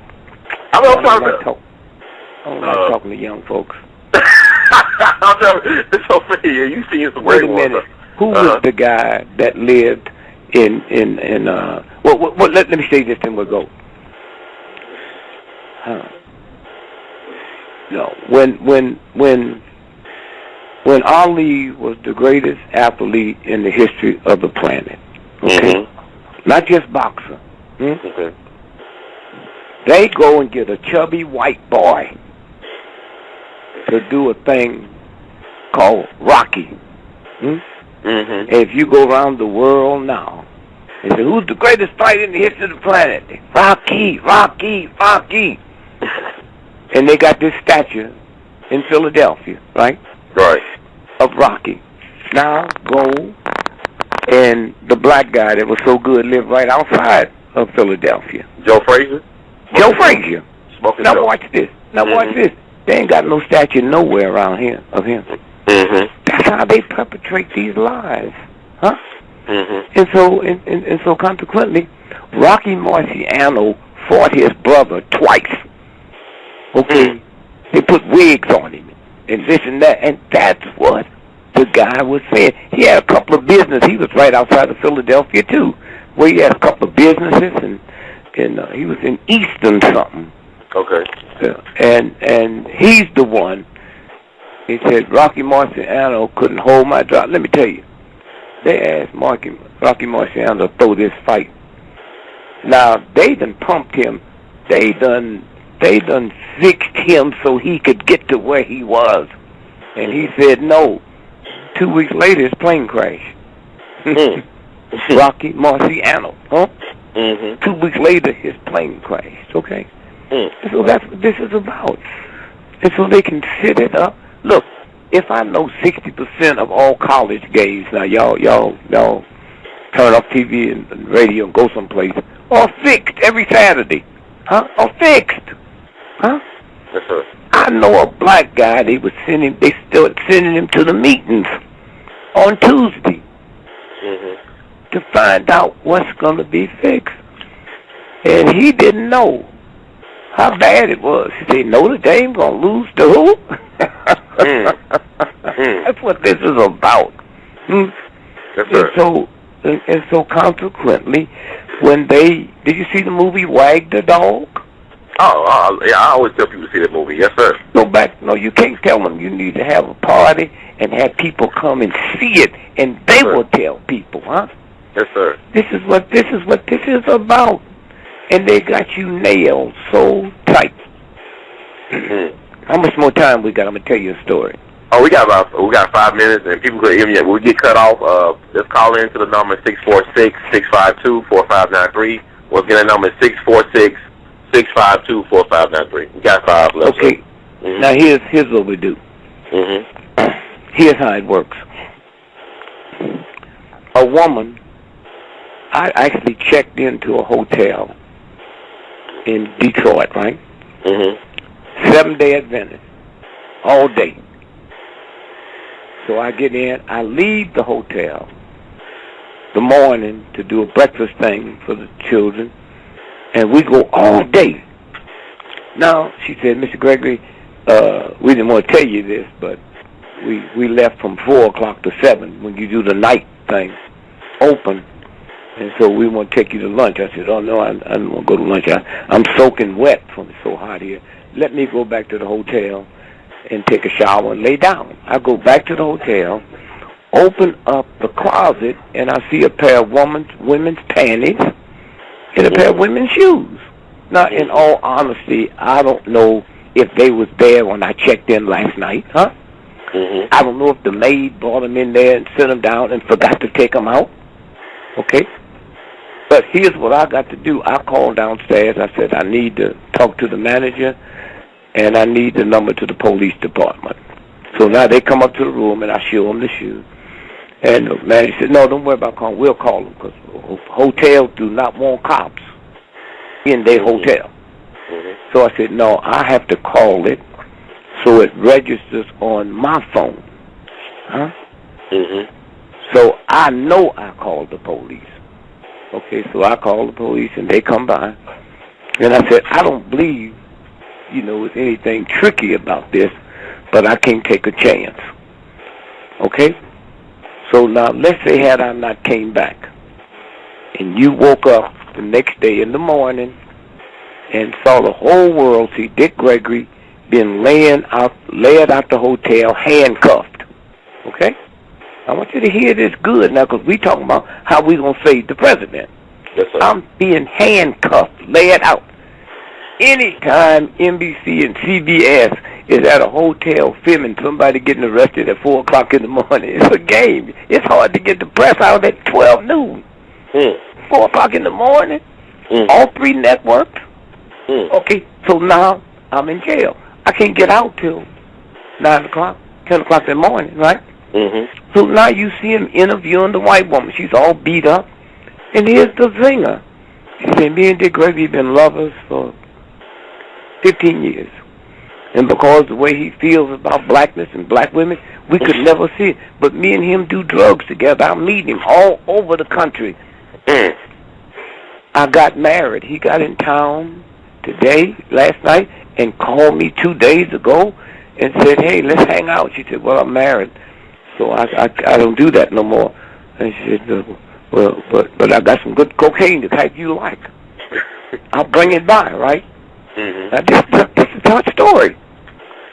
So she comes by the hotel, and I try to have sex with her, and she's not, so I beat her up. Now, those are her shoes and panties in the room. Now, she runs down hollering and screaming, and I just think she left. All of us cops knock on my door. Dick Gregory, we have this woman here. They open the door, she's bleeding, and they said, this is what she said they did to you. And he said, I don't even know this woman. Huh? And she said, well, she said her panties and her shoes is here. We like to come in and say, well, I know they not. They come in and they find the panties and the shoes. Now, when you wake up, you see me being led out the hotel, handcuffed. Now, at 9 o'clock in the morning, 8 o'clock, 6 o'clock, the next people you hear from is the woman. She said, no, he didn't rape me. I told him that I had some cocaine, but I'm married. And then when I came by there, he would try to have sex with me, and he beat me up. Now, watch this now. I get out of jail at 10 o'clock. The press is there waiting. Mr. Gregory, how long have you... I have never met her. Oh. Everybody around the world believe I'm lying. Okay, now let me tell you how far this is in the world. This is a fictitious story. The story's not real. Okay. So now let's go 5 years back before that. I'm speaking. I'm speaking, and a white boy walk up to me and say, oh, God, man, I'm glad I came by here tonight. I was just in the hotel, and they said, Dick Gregory's doing a seminar at such and it says, I got over 50 companies that I'm about to lose because I don't understand affirmative action. And after hearing you, I'd be willing to pay you $100,000 a company. But, I'm tired. Let me meet you for breakfast in the morning. Anytime you go out to a restaurant, hotel, dinner, never sit at the counter because you're not responsible who's sitting next to you. Okay. Okay? Yes, sir. You hear what I just said? So now I go down to meet him that morning, and he just overlaid it. And he said, wait a minute, my son's getting married. Let me run out the car and get my briefcase. Now, we're at the counter, right? So when he leaves, here's a white woman. I don't know it's the same white woman that said I beat her up, right? This is 5 years before. She looked at me, she said, did I hear him say Dick Gregory? Oh, my daddy raised me on you. And she hugs me and kissed me on my cheek. Click, click, click, click, click, click, click, click, click. Picture taken 5 years ago. Now today, they release them after I say I never met that woman. That's how they do it. Yes, sir. Huh? Yes, sir. You're so overwhelmed. It's too late now. I said I didn't know her. They got pictures saying I did. That's how it works. and they got it all set up and all tricked, huh? Yes, sir. I told a friend of mine 2 weeks after the election, I said, if they do what I think they're going to do, and I didn't know, I think they're going to do, before he get out the White House, he'll wish he was never born. I know what they do, huh? Yes, sir. I watched it, and so anyway, that's the story I wanted to tell y'all, and sit and watch, you know, and they gonna come up with stuff that'll be hard to believe that this is a trick and a plan, okay? But all you got to do is just hug him. Don't argue about it. I don't care about you arguing. Right. Mm-hmm. Arguing? Who cares? Huh? Yes, sir. But just meditate and keep him in your arms, you know. You can't believe me because if I know he did it, I hope he get away. That's the thug in the hood. That's right. I'm telling y'all now. Mm-hmm. If I hope he get away. For a Negro to get a break. Well, Brother Greg, I just want to point out a couple of things right quick. You just get quick answers to. I won't take up too much more of your time. But I want to get your take on. You talked about the Jay-Z and Beyonce visit to Cuba. And not too long after that, they raised the bounty on Shabazz and put it on the FBI most wanted list. Is there a connection, yes or no? Wait, say that again now. About Jay-Z, you talked to us about the Jay-Z and Beyonce. Jay-Z and his wife went to Cuba. Yeah. And then Shabazz all of a sudden gets on the FBI most wanted list, and the bounty is increased from $1 million to $2 million. Is there a connection? How long ago? Not too long ago. Okay. You're not talking about Tupac? No, sir, not Tupac. Shabazz his wanted. Yeah, who escaped almost 40 years ago from New Jersey. Was wanted by the authorities. You know, she's in Cuba in political asylum. And, you know, Jay-Z and Beyonce went down there, of course, and after that, she's on the FBI most wanted list. A bounty increased from $1 million to $2 million on her head, dead or alive. When they say dead or alive, sure. Okay. But I see, first, I never trusted Castro. I always tell Castro works for us, okay? Mm-hmm. The most secret naval base in the history of the planet, huh? Mm-hmm. That's Guantanamo, right? Yes, sir. Why would you put that in enemy territory, huh? 98% of the people work there are Cubans, huh? This is a game they play. And so consequently, I can't answer that because I'm not aware of that, you know. Yes, sir. At all. And also, I want to just get back on the Malcolm Shabazz and let you know about this information and get your thoughts about this. Before you do that, let's look at Tupac. Tupac He was shot. He was shot in Las Vegas. Yes, sir. Okay. Now he'd been shot at before a couple of times. He was hit, so he always wore bulletproof vest. Yes, sir. The car he rode in had bulletproof windows. So if he's sitting in the car with a bulletproof vest on, how he gonna get hit? Huh? How he gonna hit? You know who was in the back seat? Who? His girlfriend, Quincy Jones' daughter. Okay. Have you ever heard of that? Quincy Jones, world renowned. His daughter was in the car. In New York Times, nobody said it, huh? They people saying she was in a separate car. They always say she was in a separate car. Did you hear what I say? They always change it when they hear stuff like this on your show. Yes, sir. Okay, now let's see how they're going to change this. The sheriff say, you just can't get them to talk. They're talking about Negroes, right? Right. One of his top backup singers told the police everything. 2 days later, they found him dead on his farm in New Jersey, huh? That's how it works. That's how it works. Yes, sir. So I just hope that shows like this, people will hear it and be ready for the trick. I mean, they listen to you. I know that much. They've been listening to you. They really, a lot of people respect you out here because you are honest. Yeah. So what was the question you was going to ask? Well, about Shabazz, I've been in touch with people close to the family and to the situation. It's amazing. But this is a guy they claiming that is directly responsible for him being in Mexico City. This brother named J.R. Vowry, who's an associate editor at the San Francisco Bayview newspaper. And also he went on a trip with Malcolm to Libya with Cynthia McKinney. So people have been calling him out and saying he was directly responsible for sending Malcolm to Mexico City to get set up for assassination. So people have been calling him on Facebook. So go ahead. That makes sense, because if he ain't had no money, how do you get there? Huh? Yes, sir. How do you get there? And if they can say he went there to purchase some drugs, and that's what the argument was about, he owed them some money, who wouldn't believe it? Out of all the crazy drug stuff coming out of Mexico? So, no, when they get you, they got you, you know.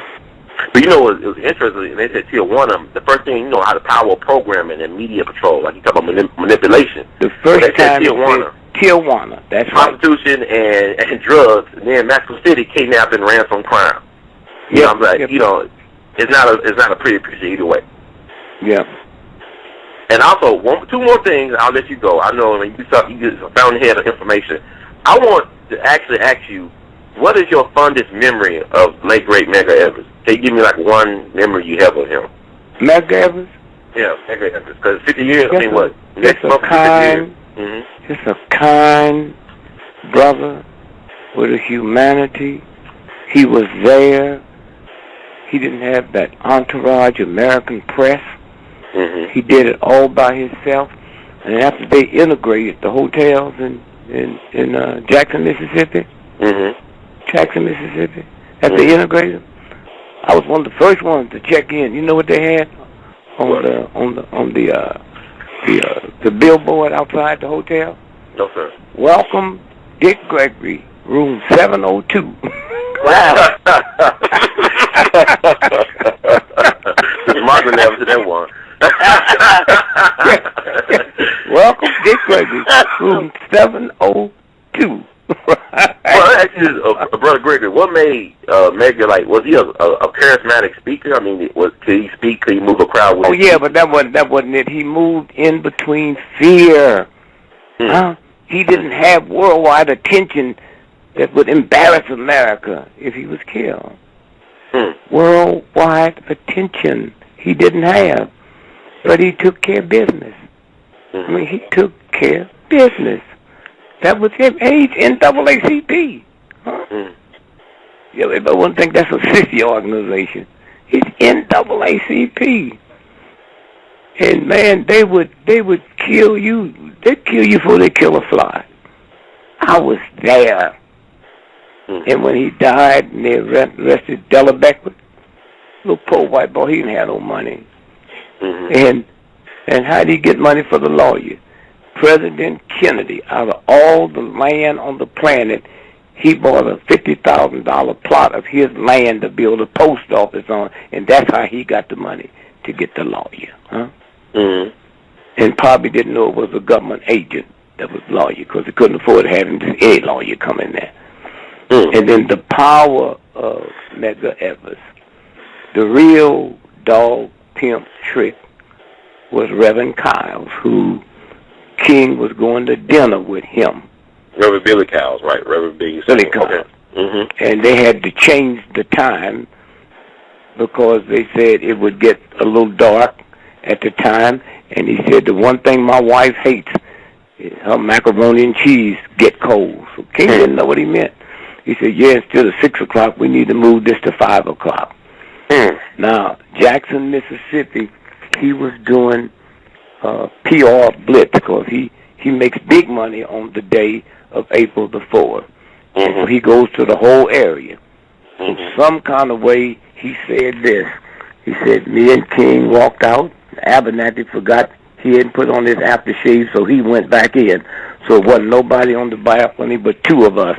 Then he held up his index finger and said, King was here, and I was right next to him. And then he said, so I walked away so he could get a clear shot. Now, had he stopped there, he could have said he's talking about a photographer. He said, then the shot rang out. And I just happen to believe that that's something that Medgar Evers, that's in the Bible when it said, and God baffled his mind or her mind. And so Medgar Evers still lives. Were you ever go to his funeral, Medgar Evers' funeral in Jackson? Oh, yeah, man. Yo, my God. I heard a rumor. I heard something. Can you confirm it for me, that Dr. King was not allowed to speak at the funeral because of NAACP. They want him to speak. Oh, I had no idea. I didn't pay no attention to that. I was so close to Medgar Evers. I wasn't even paying. See, I always believed they was going to kill me and him the night that I was there, because I could see something in the wind, and my 2-month-old son died. And instead of, my plane was late coming in, because had my plane got in on time, my clothes would have been at his house, my bags, and Becker was waiting there to kill us. And then I hugged him at the airport. We had to go to Memphis to get a 2 o'clock flight out. And I said, brother, I love you, and I'm just sorry I won't be here to die with you. What did you say? What was his response to that? Huh? What was the response to what you said? Medgar's response? Oh, he did. You know, when the great people, they don't respond to nothing like that. They just said, thank you for being here.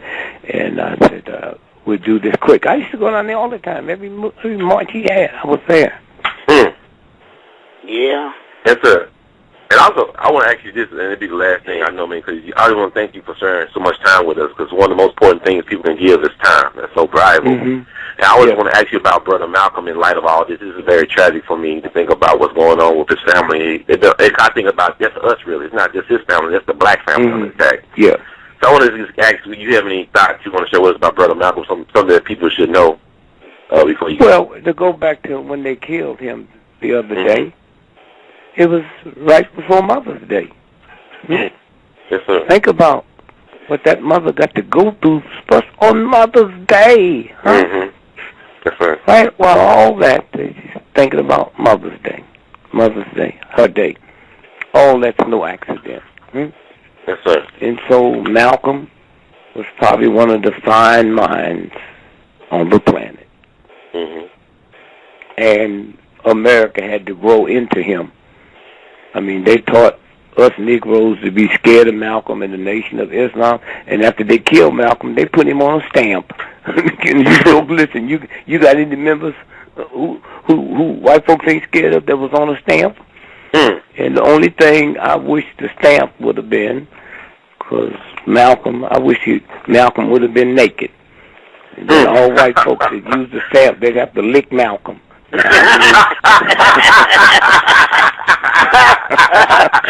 still got to lick him on his backside anyway, regardless. He still lick the back of him anyway. Well, the priest would have probably been buying the stamps just to lick it. You have to get out of that one. Well, Reverend, we want to thank you once again. It's always an honor to have you on. But I want to say what Brother Malcolm Shabazz, too, was said is like it's 3 generations of black men, strong black men that have been decimated in their family. And Brother Malcolm had a daughter, the young Malcolm had a daughter, and he had a daughter on the way, from my understanding. Just like his his grandfather had twins in the belly of Betty when he was that daughter of his is already born. That's out in California. That's already born. I mean, they say 2 daughters, right? He got 2 daughters. And one is on the way, from my understanding. I'm saying the media. I'm saying the media. When I found that out, I was checking the woman out to see what role she played. You know. Okay. So, how long you gonna be in the studio? I'm wrapping up now. But I'll be around. You can call me in my other number. I'm just gonna call you right back, and I got a friend of mine will give you her email, and you can send that to me immediately. Yes, sir. I appreciate it. No problem. Okay. Well, Brother GREgory, bless you, man. We love you madly, and take care. Okay, wait. Hold it 1 minute. 1 minute. You got time to give me your email? Wait. Yes, sir. To you now. Okay. And tell my sister that called in, I'm sorry she didn't get to talk. That's okay. Marley? I just want to thank you for what when you sent all of that food down in Mississippi in '63. The Greenwood? Yeah. My brother's name is Sam Block. That's right. Yeah, and you don't even know the impact you made on people. We distribute that food not only in Greenwood, but all over the Delta, Sunflower, and Bolivar County. Well, can I make a confession to you? Yes. And this is how you do damage control. When I brought 20,000 turkeys to Mississippi. And I started in Jackson, Mississippi. And I had somebody to get me an old white dude. So the first turkey I gave was to this white man. And then after them cameras broke down and left to meet me in Greenwood, Mississippi, I called up with him and took that turkey back and gave him a ham. And that night, that story ran all over the world. That GREgory bought 20,000 turkeys in Kansas, Mississippi, and let's show you when he landed. And that white boy went all over the world with that turkey. Yeah. That night. But I sure enough took that turkey back and gave Remember him that night Jimmy Travis had to pick you up at the airport, whatever it was. Yeah, my good friend Jimmy died. Sorry to hear that, but I tell you another thing. The reason I had to bring food, I was bringing 70 tons of food there every 2 weeks. Yeah. Because Senator Stennis and Eastman got Kennedy to cut off the food stamps to those counties. Kennedy. Yeah. Not the Ku Klux Klan. Kennedy cut the food stamps off. And I said, don't worry about it. We'll hit it. And that's where we were. Oh, wow. So thank you. Al Burger is an honor. And also, I guess I'll share some news. WeAllBe was just approved for 501c3 status today. We got it in the envelope in the mail today. So all this scandal and stuff with the IRS, we still got approved for our 501c3 status. Yeah, that's great. Yeah. Did you know James Allen's sister? Yeah. Well, you know, he just died a couple of days ago. He did? Yeah. Wow. Yeah. Oh, yeah. I didn't know that. Yeah, what a good brother. Good brother. Sure was. Wow. Well, Sam and died I was with, mysteriously. Oh, yeah, they always die mysteriously. Yeah. What's the black brother that integrated Ole Miss, the Justice Department? James Meredith. I go down there and be James Meredith. He went in. I stayed outside the gate, but I was there with him that day, and you heard all that gunfire going off. It was 30-some people murdered that day, white folks. Wow. They was able to keep that out the press. Because, wow. You know, y'all killed that many white folks for this black man. You know how that goes. So, yeah, but... They just had a riot at Ole Miss when Obama got elected the second time. Yeah, they did. Oh, yeah. The first place there was a riot when Obama won was Ole Miss. Yeah. Well, they also had a black homecoming queen, too, that football they used to. They had the first black homecoming queen. That don't bother me. The Ole Miss student rioted when Obama became president. You know what bothers me? That you Negroes will send your ball players there to play for that filth. Yeah. I expect that out of Ole Miss, but you send your prime athletes there, And while they there, the students ride because of black man, but they'll be there cheering. All of them should have left. Yeah. All of them should have left, and then told no more to come. And you know what happened to them white folks? They got their names and addresses, and they'd have ran them out of town. That's how they feel about their Negro. And then y'all gonna do something to mess this up? No. But Negroes don't feel no pain. Don't feel no pain that they would ride. They packed the stadium down there, 100,000. And then them white folks, not all of them, but the fact that you do it, and y'all still send your children there. What fools? Still send your children there. Yeah. Okay, so tell Lillian I said hi. I sure will. Sure will. And how long you gonna be on the radio? Because I don't want to give this number out. Well, I'm gonna get off from now. I'm gonna close it out right now, and I'll talk to you I'll talk to you later. In 5 minutes. Okay. That's right. Okay, fine. God bless you all. Thank you. We love you all, man. Thanks so much.